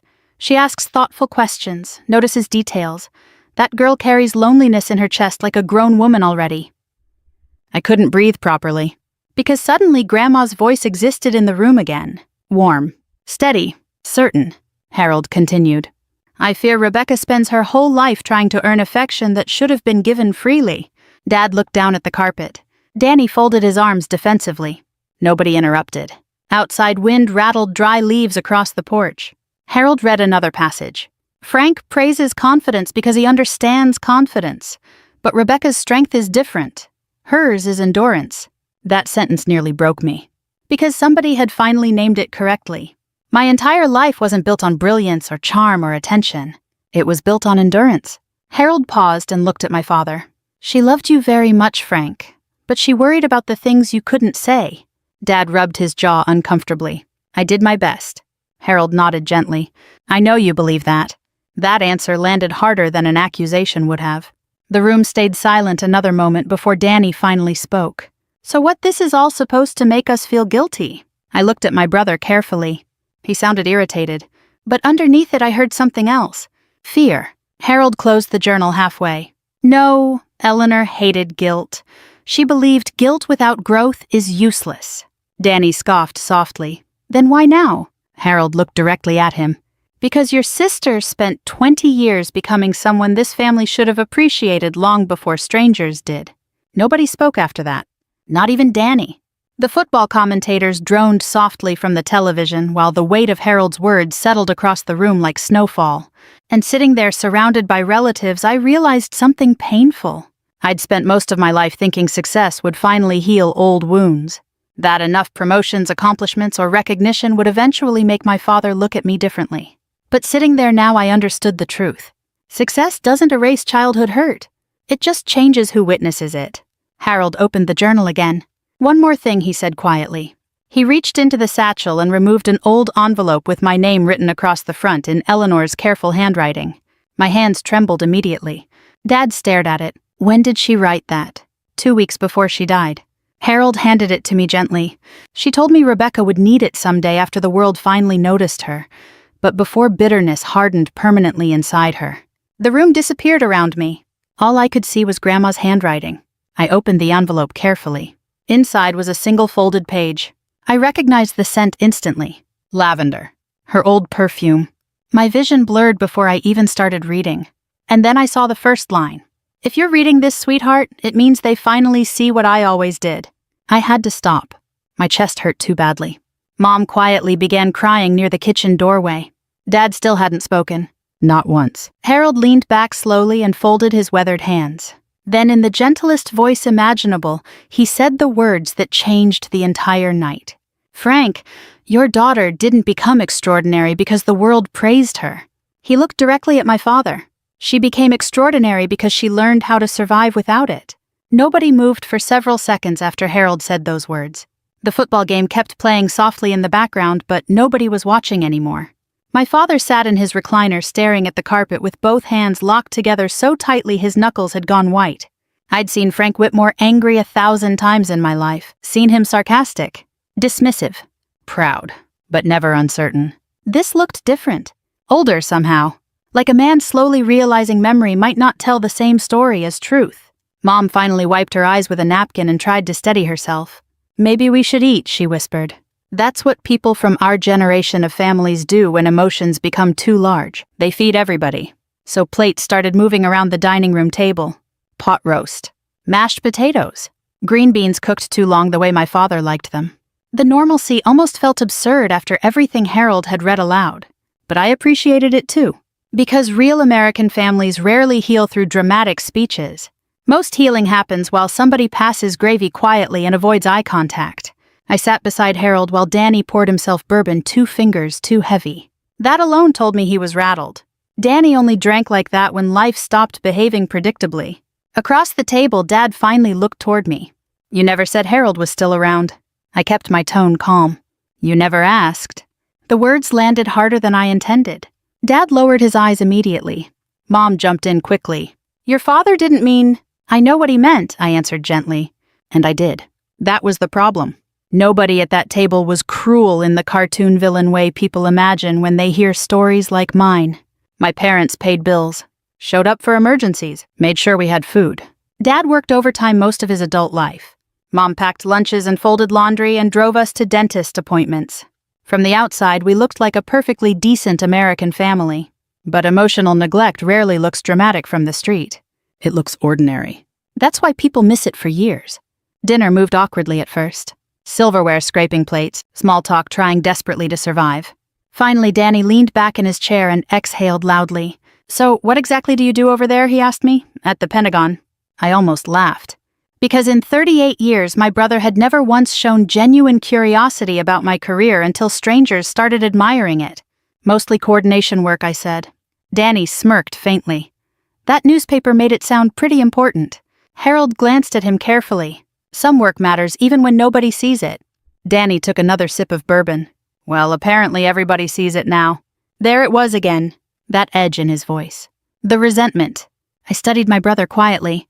Danny had once been handsome in the easy hometown way. Broad shoulders, thick hair, big personality. But stress changes people. His face looked puffier now. His smile strained at the corners. And for the first time in my life, I realized Danny wasn't actually happy. Not truly. He'd spent decades playing the role everybody expected from him. Golden son. Local success story. Family man. But something underneath had started cracking. Dad cleared his throat suddenly. "Business still giving you trouble?" Danny stiffened immediately. "There's no trouble." Mom and Dad exchanged a quick glance. So there it was. The thing nobody was discussing openly. I leaned back quietly and let the silence stretch. Eventually, Danny shrugged. "Economy's rough right now." "What happened?" I asked carefully. Danny hesitated. Then he laughed bitterly. "What happened is people stopped buying things they don't need." Turns out Danny's construction supply company had been bleeding money for over a year. Rising fuel costs, bad loans, 2 commercial clients who never paid invoices. He'd hidden most of it from the family while trying to maintain appearances. But small-town reputations can become prisons. Once everybody thinks you're successful, admitting failure starts feeling impossible. Dad stared down at his plate. I offered to help. Danny's jaw tightened. "I don't need rescuing." The irony nearly overwhelmed me. My whole life, Danny had been the one celebrated for staying local and building something real. Meanwhile, I was the unrealistic daughter chasing military paperwork. And now here we sat. Me financially stable but emotionally exhausted.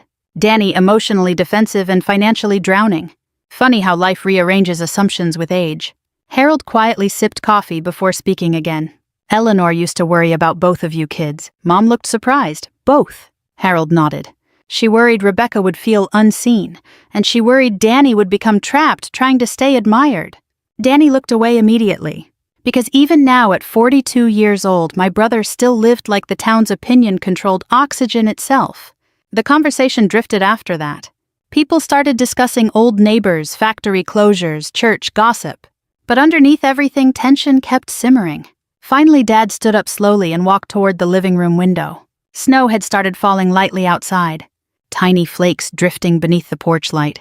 Without turning around, he spoke quietly. "You know what the hardest thing about getting old is?" Nobody answered.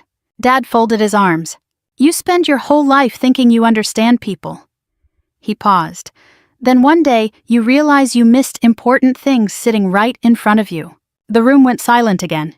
Mom stared at him like she'd never heard him speak this honestly before. Dad still faced the window. When Rebecca was little, she never asked for much. His voice roughened slightly. I thought quiet meant strong. My chest tightened.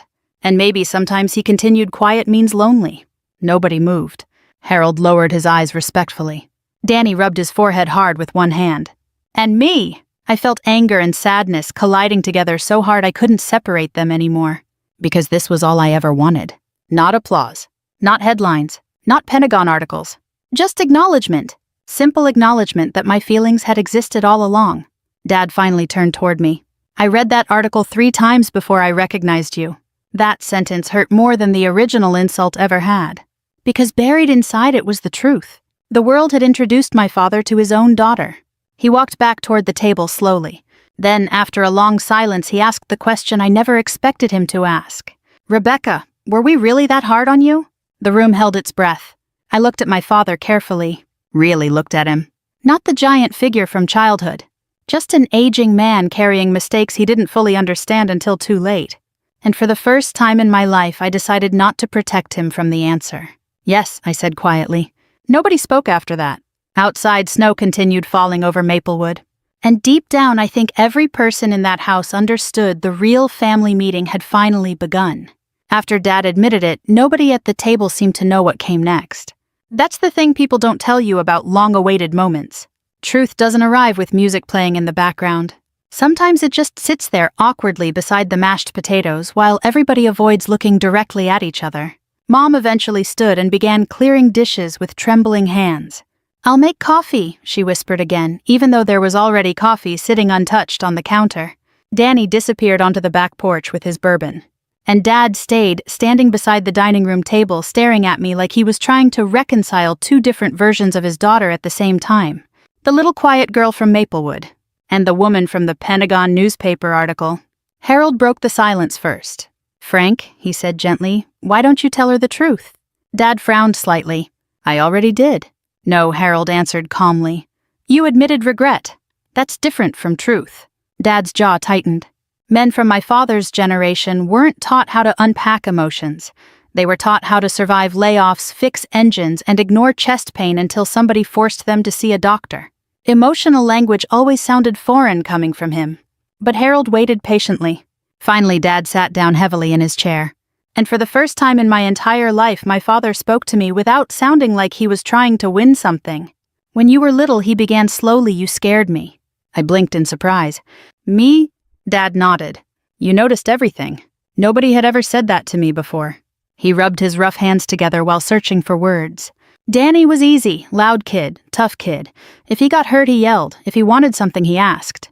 He looked up at me carefully. "You just got quiet." I swallowed hard. Dad exhaled slowly. "When your grandmother died, she told me something at the hospital I never forgot." He paused. "Frank, one day you're gonna realize your daughter stopped bringing her feelings to you because you kept teaching her they were inconvenient." Mom froze near the kitchen counter. Apparently she'd never heard that either. Dad stared at the table. I got angry at Eleanor for saying it. His voice cracked slightly. "But after you left for Annapolis, the house changed." I leaned forward slightly despite myself. "How?" He gave a sad little laugh.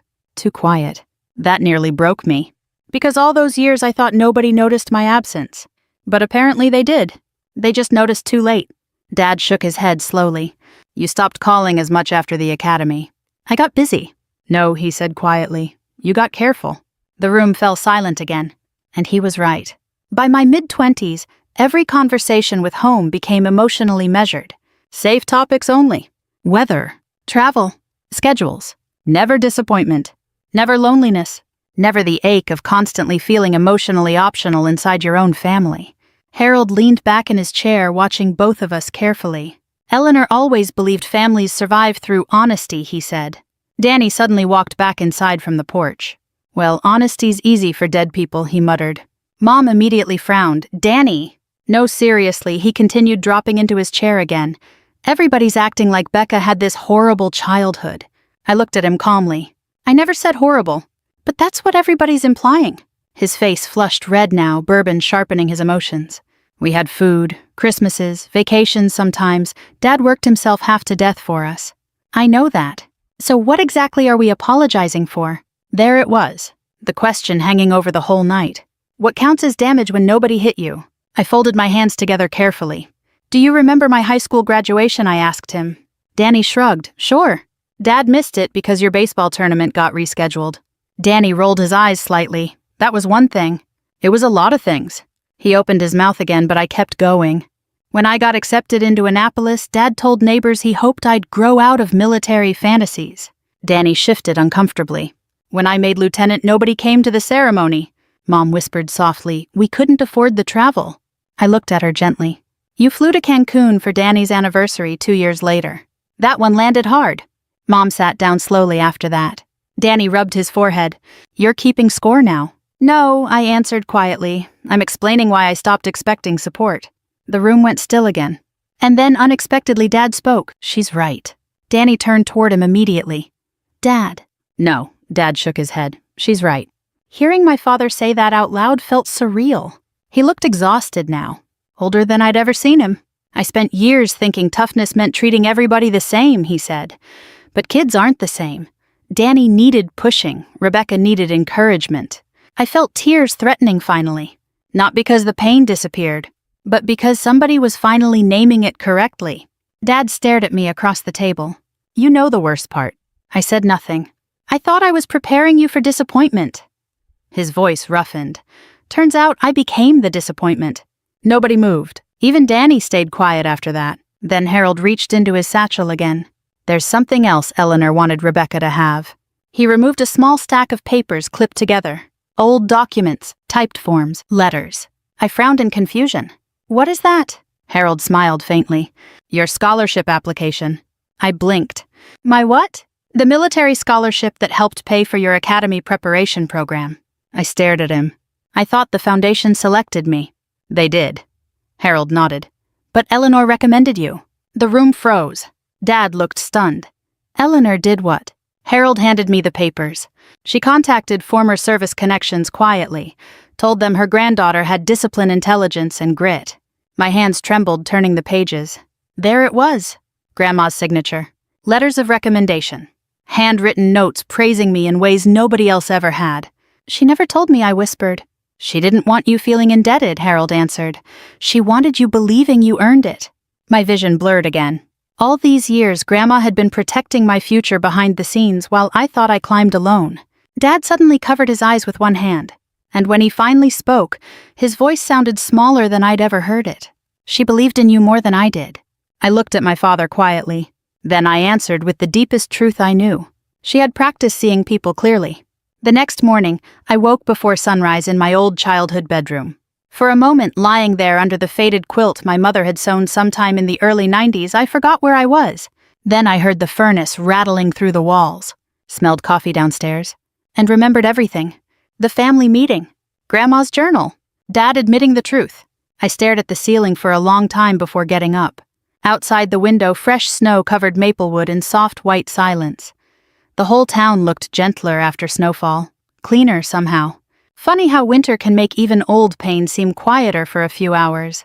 I pulled on jeans and a sweater and walked downstairs expecting tension. Instead, I found my father alone at the kitchen table. No television. No newspaper. Just coffee cooling beside his hands. He looked up when I entered. Morning. Morning.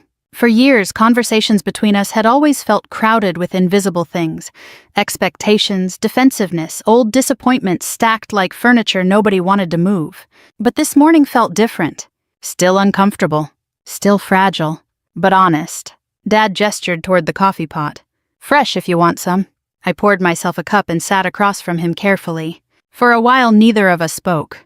Then Dad cleared his throat. Couldn't sleep much. Me neither. He nodded like that made sense. Because maybe it did. Some truths rearrange your entire memory overnight. Finally, he looked at me directly.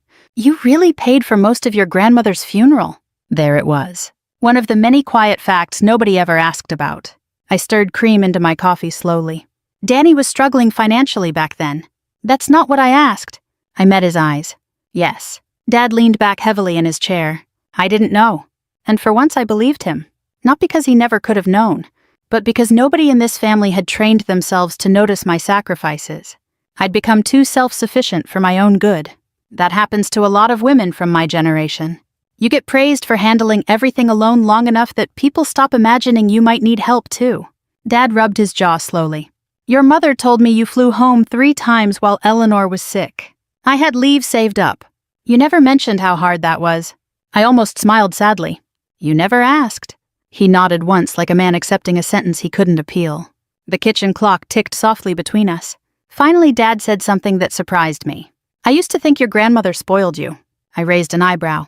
"She taught me discipline." "She taught you confidence," he corrected quietly. "And I didn't understand it." He stared down into his coffee. "My father believed praise made people weak." There it was again. The inheritance nobody talks about enough. Not money, not land, emotional habits. Frank Whitmore had spent his entire life repeating lessons he never consciously chose. And somewhere along the way he'd mistaken emotional distance for strength. Dad exhaled slowly. "When you were little, every time you cried, I thought I was supposed to toughen you up." My throat tightened instantly. "You know what Eleanor told me once," he continued. "Frank, not every child needs hardening. Some already carry too much inside them." I looked away toward the frosted kitchen window before tears could form. Because Grandma had understood me before I understood myself. The back door suddenly opened. Danny walked in wearing his old work jacket and carrying the smell of cold air with him. He looked exhausted. Like he hadn't slept at all. "Morning," he muttered. Dad nodded. Danny grabbed coffee, then stood awkwardly near the counter before finally speaking. "I got a call from the bank." Dad's expression darkened immediately. "How bad?" Danny laughed humorlessly. "They're giving me 60 days. The room fell silent. He stared into his cup. "I might lose the warehouse." For years, Danny had been the family success story. Local business owner, high school sports legend, the son who stayed. And suddenly he looked just as frightened as I'd felt at 22 sitting alone in military housing during my first deployment.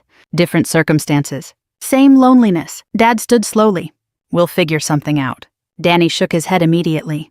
"No, I'm done pretending I've got everything handled." That surprised me more than anything. Because pride runs deep in families like ours. Especially among men. Danny finally looked directly at me. "You want to know something awful?" I stayed quiet. I hated that newspaper article. The honesty in his voice stunned the room. Danny laughed bitterly. "Everybody in town suddenly talking about my little sister like she's some hero." He rubbed his forehead. And all I could think was, when did she become the successful one? Dad frowned sharply. "Danny." "No, let him talk," I said quietly. Danny swallowed hard. "You escaped this place." His eyes reddened slightly. "I stayed because everybody said I was the one who'd build something here. Nobody interrupted. Then your picture ends up in the paper looking important as hell while my business is falling apart." And there it was. Not hatred, not cruelty, just shame. Ugly, ordinary shame. The kind that quietly poisons families for years. Danny sat down heavily across from me. "I kept waiting for you to fail," he admitted softly. "Because if you failed too, then maybe staying here wouldn't feel like such a mistake." The room went completely still. I looked at my brother carefully, and for the first time in decades I saw him clearly too. Not the golden child. Not Dad's favorite. Just another aging person terrified his life hadn't become what he promised himself it would. Mom entered the kitchen halfway through the silence and immediately sensed the emotional wreckage in the room. "What happened?" Dad answered quietly. "We finally stopped lying." Mom sat slowly beside him. Nobody spoke for nearly a full minute.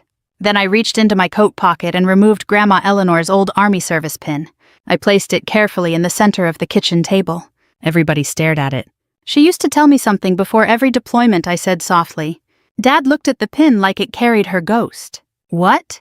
I took a slow breath. "She said strength isn't measured by how long you hide pain." My voice trembled slightly. "It's measured by what you choose to do after pain changes you." Nobody moved. Outside church bells rang softly somewhere across snow-covered Maplewood. And sitting there in my childhood kitchen beside the family that once made me feel invisible, I finally realized something unexpected. I didn't come home for revenge anymore.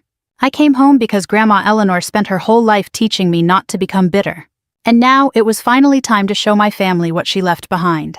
3 months later, the ribbon-cutting ceremony happened on a cold Saturday morning under a gray Ohio sky.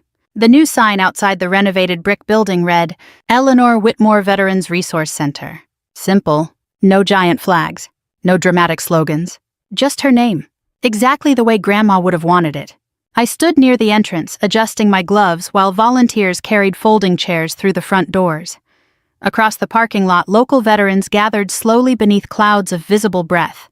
Old Marines in worn jackets, Army widows holding coffee cups, Vietnam veterans with canes. Men who rarely talked about pain, but carried it everywhere anyway. Maplewood had more veterans than people realized. Small towns usually do. They just suffer quietly. That morning, for the first time in years, I felt Grandma Eleanor everywhere. In the cold air. In the smell of fresh coffee drifting from the lobby. In the careful way volunteers arranged donated winter coats near the counseling office. She believed service only mattered if it continued helping people after applause disappeared. And somehow, despite everything, we had managed to build something worthy of her name.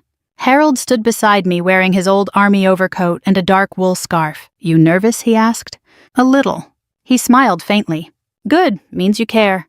The center itself had once been an abandoned insurance office near downtown Maplewood, empty for almost 7 years.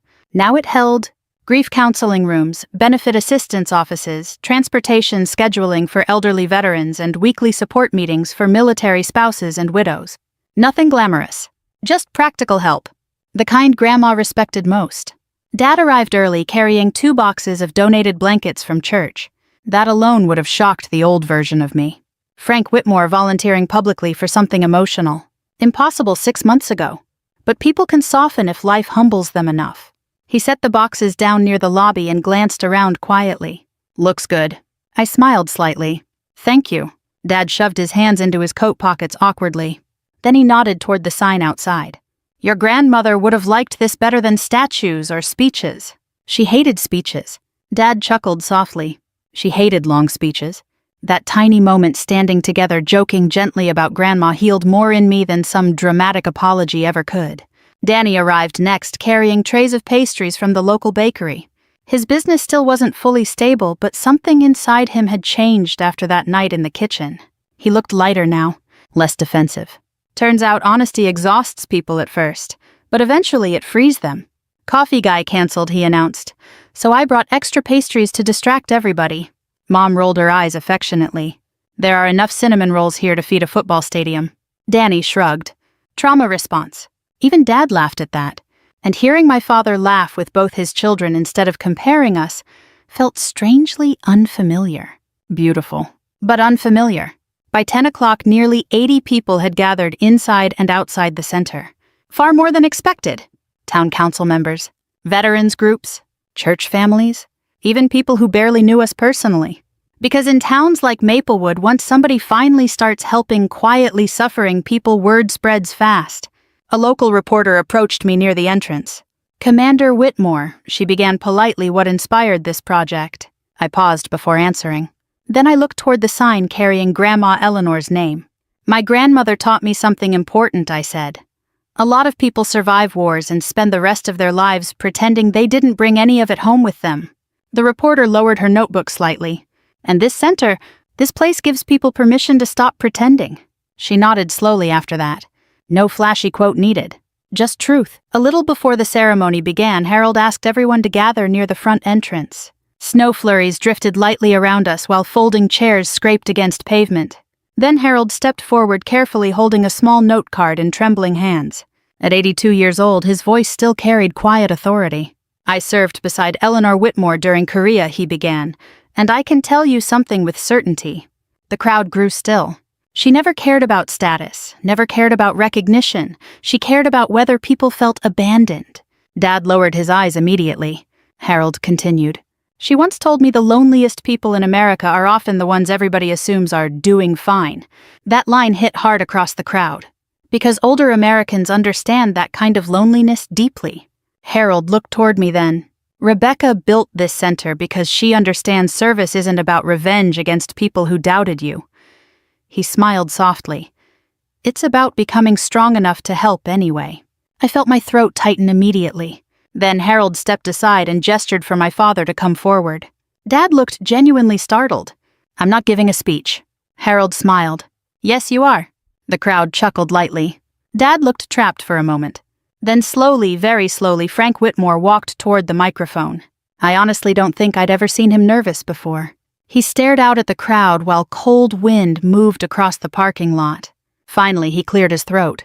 "My daughter spent most of her life believing this family didn't see her clearly." The entire crowd fell silent. Dad's voice roughened slightly. "And the painful thing is, she was right." Mom quietly wiped tears beside Danny. Dad shook his head once. I thought strength meant criticizing people until they got tougher. He glanced toward me. Turns out encouragement works a whole lot better. A few people laughed softly through emotion. Dad swallowed hard. I spent years waiting for Rebecca to become someone impressive. His eyes reddened slightly. What I missed was the fact she already was. That did it. That finally broke me. Not because the pain disappeared. Not because the past changed. But because after 38 years my father finally saw me without needing the world's permission first. Dad looked out at the crowd one last time. "If you still have children who speak to you," he said quietly, "don't wait for newspaper headlines before you tell them you're proud." Nobody clapped immediately. The silence mattered more. Then slowly people began applauding. Not loudly. Not theatrically. Just honestly. And standing there beneath falling snow outside the Veterans Center built in Grandma Eleanor's memory, I realized something she'd understood all along. Revenge might satisfy wounded pride for a little while, but healing changes entire families. Later that evening, after everybody left and the lights dimmed inside the center, Dad and I stood alone near the front entrance watching snow collect across Maplewood. He looked older now. Softer, too. "I'm sorry it took me so long," he said quietly. I slipped Grandma Eleanor's service pin back into my coat pocket. Then I looked at my father and answered honestly, "You still made it before it was too late." If this story touched something in your heart, maybe reminded you of your own family, your own parents, your own children, take a moment tonight to tell somebody what they mean to you while you still can. Sometimes people spend their whole lives waiting to feel seen. And sometimes one honest sentence can heal wounds carried for decades. Thank you for spending this time with me. My father's hand struck my face so hard that my earring flew across the dance floor. 50 wedding guests fell silent. For a moment, all I could hear was the ringing in my ears. Then my husband grabbed my father's wrist. Not violently, not angrily, just firmly. The way a man does when he knows exactly how dangerous a situation has become. Ryan looked my father straight in the eye and said 6 words. "She saved 12 men that day." The color drained from my father's face. His mouth opened. No sound came out. Then he collapsed. And as people rushed toward him, I stood frozen in my white military dress uniform, wondering how the happiest day of my life had somehow become the day my family's biggest secret finally surfaced. But to understand why my father reacted that way, you have to understand the kind of man he was, and the kind of daughter he never wanted. My name is Emily Carter. I'm 32 years old. I served 11 years in the United States Army as a helicopter pilot. By the time this story happened, I had completed multiple deployments overseas, earned several commendations, and survived experiences I still don't talk about very often. But none of that ever impressed my father. I grew up in a small town outside Fayetteville, North Carolina. If you've spent any time around military communities, you know the kind of place I'm talking about. American flags on front porches, pickup trucks in driveways, church on Sundays, football on Fridays. Everybody knew everybody.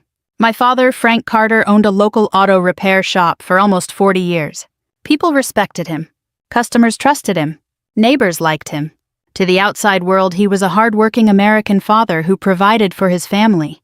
Inside our home, things felt different. Dad always wanted a son. He got one first, my older brother Jason. Then 3 years later, he got me. And from the day I was old enough to notice, I understood something Jason never had to wonder about. Dad was proud of him. Dad tolerated me. Jason could do no wrong. When Jason struck out in Little League, Dad bought him ice cream. When I brought home straight A's, Dad barely looked up from the television. When Jason got his driver's license, Dad threw a backyard barbecue. When I graduated near the top of my class, Dad shook my hand like I was a coworker. I spent years trying to earn the approval that always came naturally to my brother. Years. When I was 18, I announced that I wanted to join the Army. I still remember the look on my father's face. He laughed. Actually laughed. "Military," he said. "You." My mother sat quietly at the kitchen table. Jason smirked. Dad shook his head. "That'll last 6 months." I wish I could tell you his words motivated me. The truth is they hurt. A lot. But I joined anyway. Basic training wasn't easy. Flight school wasn't easy. Deployments certainly weren't easy. There were nights overseas when exhaustion settled so deep into my bones that I wondered if I could keep going. But every challenge I survived made me stronger. Every obstacle proved something. Not to my father, to myself. The first time I came home in uniform, my mother cried. Jason said congratulations. Dad looked me over and said something I'll never forget. "Well, let's hope the taxpayers got their money's worth." That was it. No pride. No encouragement. Nothing. Over the years, that became our pattern. Every achievement met with criticism. Every milestone minimized. Every success dismissed. When I received my first commendation, Dad skipped the ceremony. When I deployed overseas, he forgot to call. When I returned home safely, he acted like I'd been gone on vacation. Sometimes I wondered whether he was incapable of being proud of me, or whether he simply didn't want to be. Then I met Ryan. Everything changed after that. Ryan wasn't just a Navy SEAL, he was one of the kindest men I'd ever known. Most people hear SEAL and imagine someone intimidating. Ryan could certainly be intimidating when necessary. But what impressed me most was his character. He listened. He respected people. He noticed things others missed. Most importantly, he respected my service. Not because I wore a uniform, because he understood what it cost. The sacrifices, the fear, the responsibility. For the first time in my life, I felt fully seen. A year later, he proposed. I said yes before he finished asking. We planned a modest wedding, nothing extravagant. Just family friends, fellow service members, church members, and neighbors. About 50 guests altogether. Exactly the kind of celebration we wanted. As the wedding day approached, I debated whether to wear my military dress uniform. Part of me wanted a traditional white gown. Another part wanted to honor a chapter of my life that had shaped me profoundly. Ryan settled the question. "You earned every piece of that uniform," he told me. "You should wear it proudly." So I did. On the morning of the wedding, I carefully attached my decorations. Among them were several medals connected to deployments and service achievements. I wasn't trying to show off. I wasn't making a statement. I simply wanted to honor the people I had served beside. Some never made it home. As I looked in the mirror, I thought about them. Not myself. Them. The ceremony began on a beautiful autumn afternoon. Sunlight streamed through the church windows. Guests smiled. Friends hugged. Everything felt peaceful. For a while. Several veterans attending the wedding noticed my uniform and congratulated me. A retired Marine shook my hand.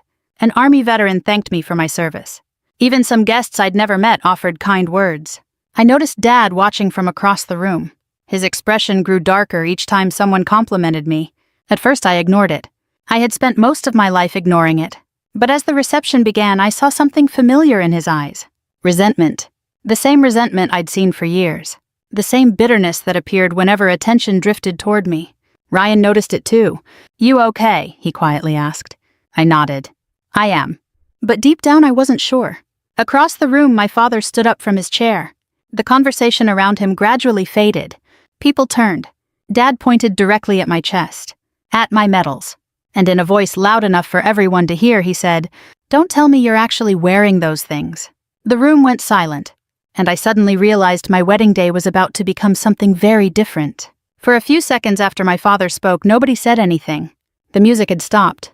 Conversations died in mid-sentence. Even the waitstaff seemed frozen. 50 pairs of eyes shifted between my father and me. I felt my stomach tighten. Not because I was afraid, because I knew exactly where this was going. My entire life, Dad had chosen the worst possible moments to make a point. Birthdays, graduations, family gatherings. If attention landed on me for too long, he always found a way to redirect it. Usually with criticism, usually disguised as a joke. But this was different. This was my wedding. I took a slow breath. "Dad," I said calmly, "please don't do this today." He laughed. A short, bitter laugh. "Oh, I'm doing this." Several guests exchanged uncomfortable glances. My mother stared at her lap. Jason suddenly became very interested in his drink. Neither one of them said a word. They never did. Dad stepped closer. His eyes locked onto the medals attached to my uniform. "You honestly expect people to believe all this?" The room remained silent. I felt Ryan move slightly beside me. Not interfering. "Just ready." "What exactly are you talking about?" I asked. Dad pointed directly at my chest. "Those." The word came out like poison. "Those decorations," I swallowed. "They're military medals." His face twisted. "No." He shook his head. "They're attention-seeking decorations." A few guests looked shocked. One older veteran frowned immediately. Dad continued. "You've always needed people to look at you." "Dad..." "No." His voice grew louder. "People are congratulating you all afternoon like you're some kind of hero." I felt heat rising into my face. Not embarrassment. Sadness. Deep sadness. Because after all these years, he still couldn't see me. He never had. One of Ryan's former teammates quietly stood from a nearby table. I noticed him positioning himself closer. Just in case. Dad pointed again. I know exactly what these are. He laughed. Then he said the words that changed everything. Stolen trash. Several guests gasped. One woman actually covered her mouth. A retired Marine seated near the front stared at my father in disbelief. I couldn't believe what I'd just heard. Not because it was insulting. Because Dad knew how much military service meant to me. He knew what those medals represented. The years. The sacrifices. The friends buried beneath white headstones. And still he said it. Stolen trash. I forced myself to remain calm. Each word came slowly. Dad, every medal on this uniform was awarded through official military channels. He snorted. Sure. They were. That's what you tell people. I shook my head. No, that's what happened. Several veterans in attendance nodded. One elderly Army veteran finally spoke. Sir, those awards don't hand themselves out. Dad ignored him. His attention never left me. You've always exaggerated everything. I felt my jaw tighten. I have never exaggerated my service. You expect me to believe that?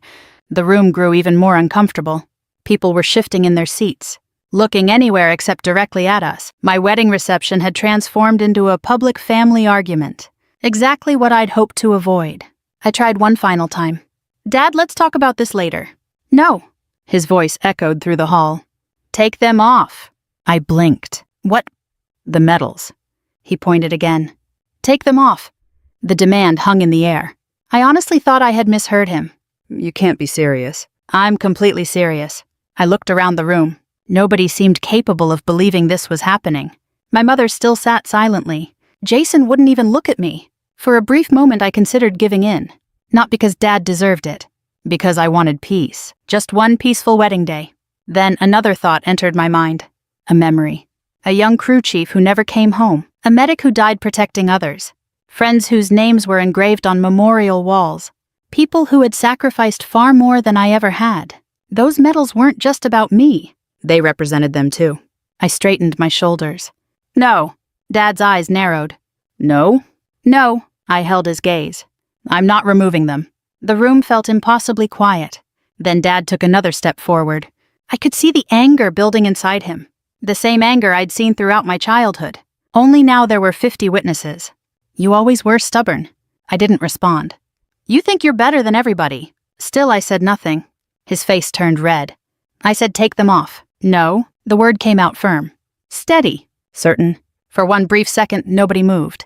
Then it happened. Dad raised his hand. The motion happened so quickly that my brain barely processed it. Crack. Pain exploded across my cheek. My head snapped sideways. I stumbled.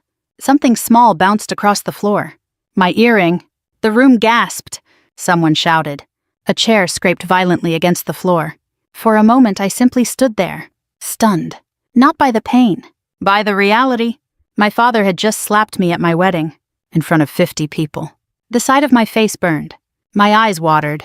Not from injury, from heartbreak. I slowly turned back toward him. Dad looked shocked himself, as though he couldn't believe what he'd done. But before anyone could react further, he started lifting his hand again. He never finished. A strong hand caught his wrist. Ryan. The entire room froze. Ryan wasn't yelling, wasn't threatening, wasn't posturing.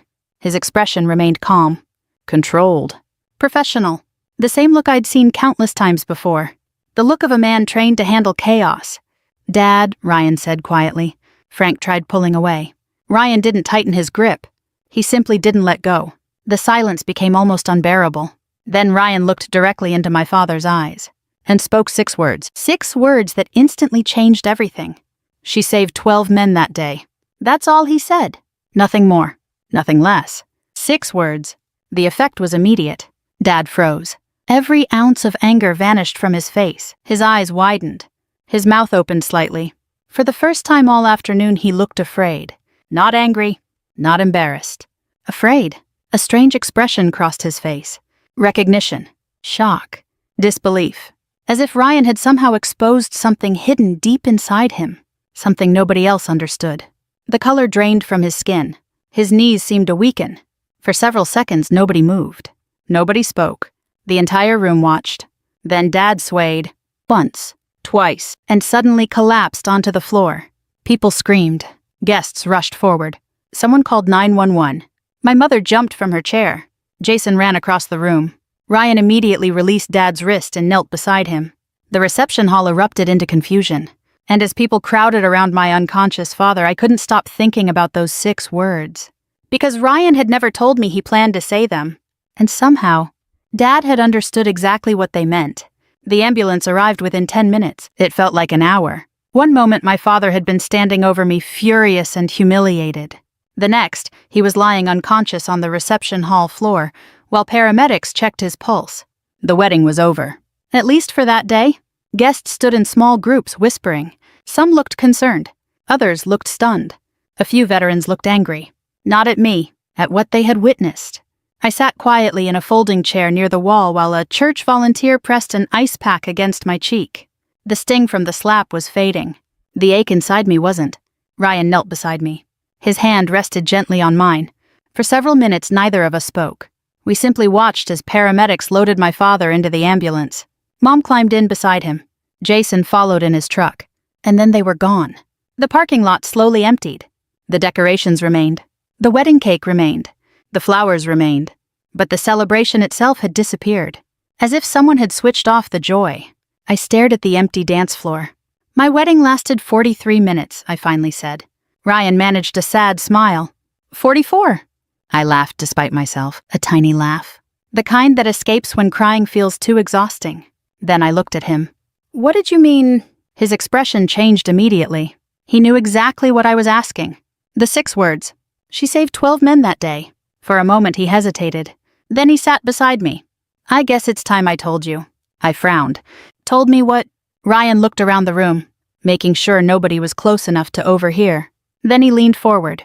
About 18 months ago, I requested access to some records. I blinked. What records? Yours. Now I was confused. My records? He nodded. I stared at him. Why? His smile softened. Because I was falling in love with you. That answer caught me off guard. Ryan continued. When 2 people with military backgrounds get serious, they learn things about each other. I nodded slowly. That much was true. Military careers leave paper trails. Evaluations. Deployments. Commendations. Awards. Ryan looked down briefly. Most of your file was exactly what I expected. And one operation wasn't. The room suddenly felt quieter. What operation? Ryan took a deep breath. A mission in eastern Afghanistan. I immediately knew which one. Even after all those years. Some memories never fade. The mountains. The radio traffic. The smoke. The fear. My stomach tightened. Ryan noticed. You don't have to talk about it. No, I swallowed. It's okay. For a few moments, neither of us spoke. Then Ryan continued. The mission details were classified for years. I nodded. That's true. Recently, they were declassified. I stared at the floor. The memory returned. A terrible day. A long day. A day that changed lives, including mine. There was an ambush, Ryan said quietly. I nodded again. Yes. A bad one. Very. He studied my face. They were trapped. I looked away. 12 American soldiers. Pinned down. Outnumbered. Running out of options. I remembered the radio calls. The panic. The urgency. The desperate requests for extraction. And I remembered the decision. The one that nearly got me killed. I closed my eyes. Ryan squeezed my hand. You don't have to relive it. It's okay. I opened my eyes again. No one made me do it. He nodded. Because he understood. Military people often understand things that are difficult to explain to civilians. Duty. Responsibility. The weight of choices. Ryan continued. The official report credits you with helping save 12 men. I stared across the empty hall. I wasn't alone. I know. The crew deserves credit, too. They received it. I nodded. But even now, years later, I never felt comfortable discussing medals. Most service members don't, because medals usually exist because something terrible happened first. Ryan looked toward the door where the ambulance had disappeared. Your father knew about that mission. I turned sharply. What? He knew. The statement stunned me. I never told him. You didn't have to. I stared. Ryan sighed. Emily, that's what I've been trying to understand. Before I could ask more questions, the church doors opened. An elderly man stepped inside, tall, thin, white hair, military posture. immediately recognizable to anyone who had served. A retired officer. He looked around until his eyes found me. Then he walked over. I stood. Colonel Harris. The old man nodded. Emily. I hadn't seen him in years, not since one of my award ceremonies. He shook my hand warmly. Then he looked at Ryan. Mind if I sit? We all sat together. The colonel's expression seemed unusually serious. Almost troubled. What's wrong? I asked. He looked at me for several seconds, choosing his words carefully. Finally he spoke. I heard what happened. I sighed. News travels fast. In small towns it always does. That was certainly true. He folded his hands together. There's something you need to know. Immediately my stomach tightened. The colonel wasn't the kind of man who dramatized things. If he said something mattered, it mattered. What is it? He looked toward the parking lot, then back at me. Your father and I go back further than you realize. I frowned. You knew each other. He nodded. Long before you joined the army? That surprised me. Dad had never mentioned him. Not once, the colonel continued. Your father served honorably. I relaxed slightly. At least that part sounded positive. Then Harris added something unexpected, but not the way he always claimed. The room suddenly felt cold. Ryan sat perfectly still. The colonel's eyes remained fixed on mine. For the first time all day I felt genuine unease. What do you mean? Harris sighed. A long, tired sigh. The kind carried by old memories. For years your father told people stories. I said nothing. Stories about combat. My heart began beating faster. Stories about missions. The colonel paused. Stories that never happened. I stared at him, unable to speak, unable to process what I was hearing. The colonel slowly reached into a worn leather briefcase. Then he removed a thick military file. He placed it carefully on the table between us. His expression turned grave. Frank spent 30 years hoping nobody would ever see this. And suddenly I understood. Whatever secret had made my father collapse was buried somewhere inside that file. I didn't open the file immediately. Honestly, I wasn't sure I wanted to. For 32 years, I'd spent my life trying to understand my father, trying to earn his approval, trying to figure out why every accomplishment seemed to make him uncomfortable. Now I was staring at a folder that might finally explain everything, and part of me was afraid of what I'd find. Colonel Harris rested his hand on the file. Before you read it, he said, there's something important you need to understand. Ryan and I listened. The colonel's face softened. Your father served honorably. He repeated the statement. As far as military records are concerned, Frank Carter did his duty. I felt some relief. At least Dad wasn't a fraud.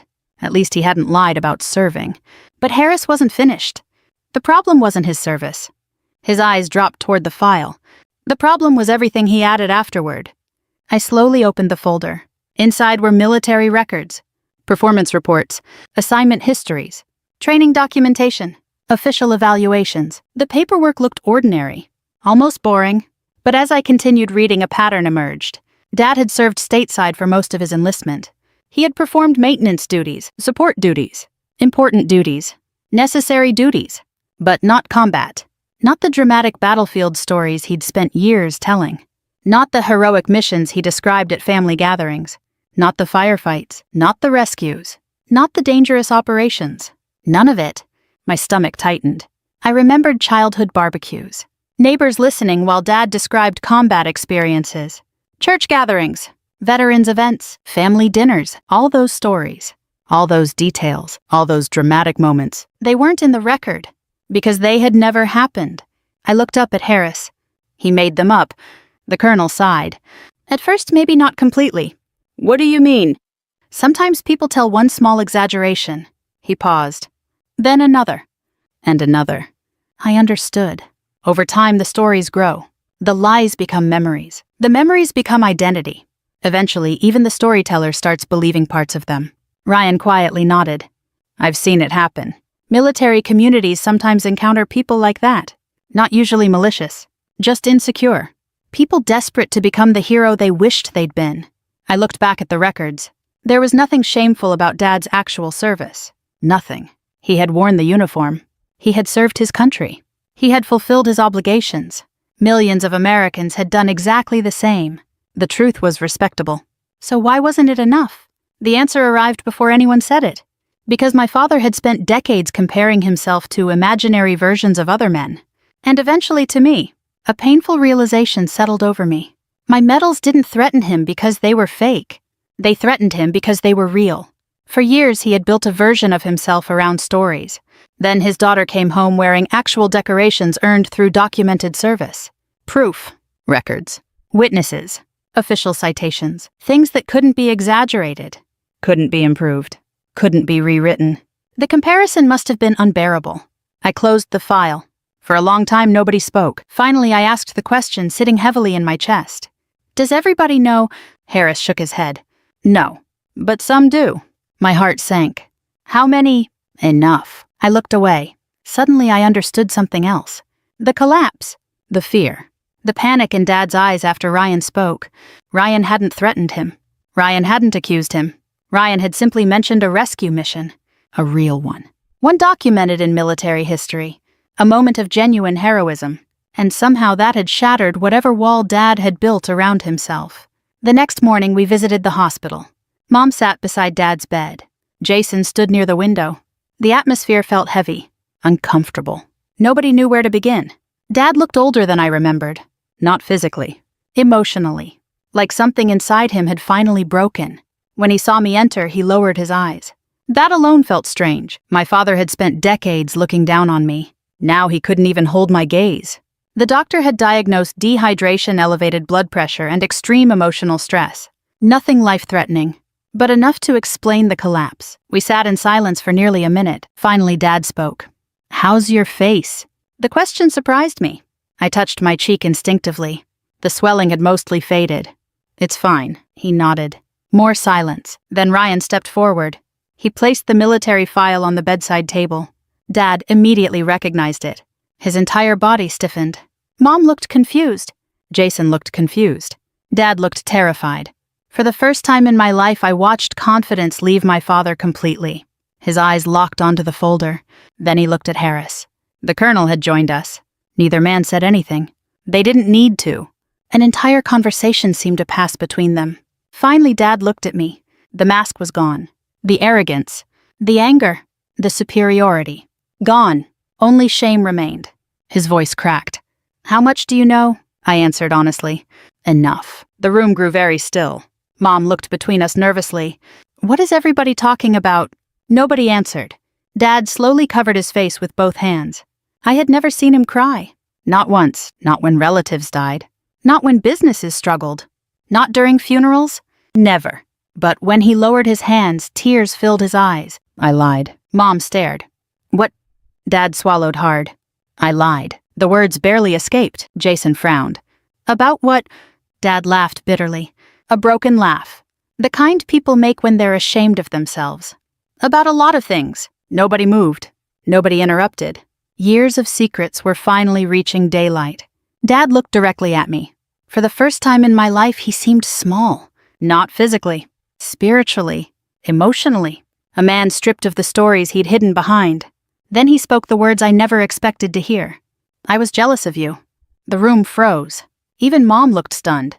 Dad continued. "You did everything I wanted people to think I did." I felt tears forming. Not because the statement felt victorious. Because it felt tragic. 30 years.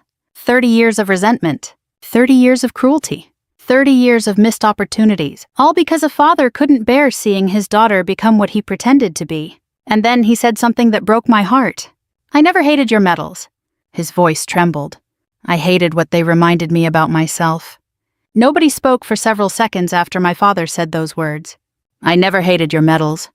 His voice trembled. I hated what they reminded me about myself. The hospital room felt smaller somehow, like the walls had moved closer. For 32 years I'd imagined countless conversations with my father. Arguments, confrontations, moments where I finally told him exactly how much he'd hurt me. But I had never imagined this. I had never imagined seeing him broken.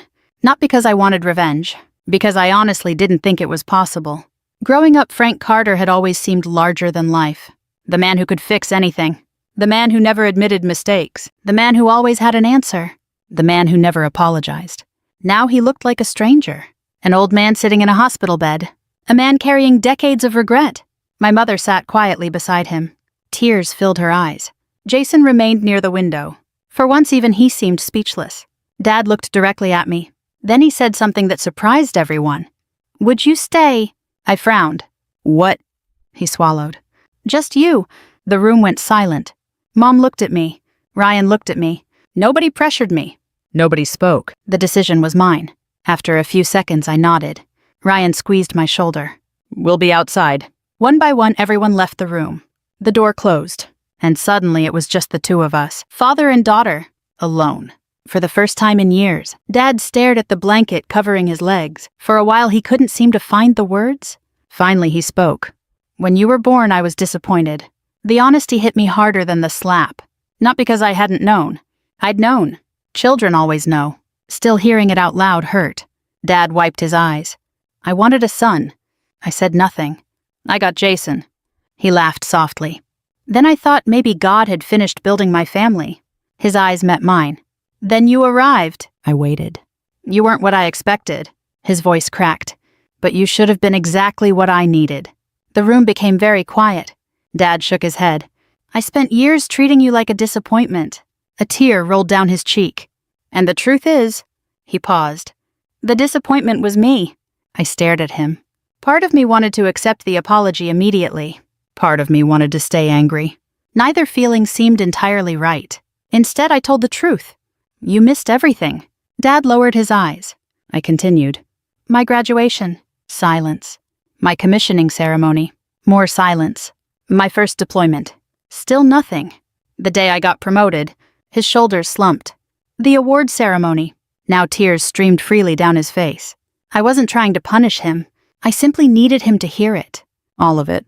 For years I'd carried those memories alone. Now he needed to carry them too. You know what hurt the most? He looked up. I swallowed. I kept waiting. His expression changed. What do you mean? I kept believing the next time would be different. My voice softened. The next achievement. The next milestone. The next accomplishment. The next holiday. The next birthday. I smiled sadly. I always thought maybe this would finally be the moment my father was proud of me. The room fell silent again. Dad covered his mouth. For several moments he couldn't speak. When he finally did, his voice sounded broken. I'm sorry. The words barely escaped. But they were real. No excuses, no blaming, no defending. Just sorrow. I'm sorry, Emily. I looked at him carefully. And for the first time in my life, I believed him. Not because he was crying. Because he wasn't asking for anything. He wasn't trying to justify himself. He wasn't demanding forgiveness. He was simply admitting the truth. Then he surprised me again. My father did the same thing. I frowned. What? Dad stared out the window. My father spent his entire life telling me I wasn't good enough. I listened. He criticized everything. Nothing impressed him. Nothing mattered. His voice softened. I hated him for it. A painful smile appeared. And then I became him. That sentence settled heavily between us. Generational pain. Passed from one parent to another. Not because people want to repeat it. Because sometimes they don't know how to stop. I thought about all the families I'd met over the years. The same patterns. The same wounds. Different names. Different faces. The same pain. Dad looked at me. I don't deserve forgiveness. I appreciated the honesty. No, I said quietly. You don't. He nodded, almost relieved. Then I continued. But forgiveness isn't the same thing as pretending nothing happened. His eyes widened slightly. I took a deep breath. If we're ever going to move forward, things have to change. I know. No more lies, he nodded. No more lies. No more putting me down. I won't. No more pretending my service doesn't matter.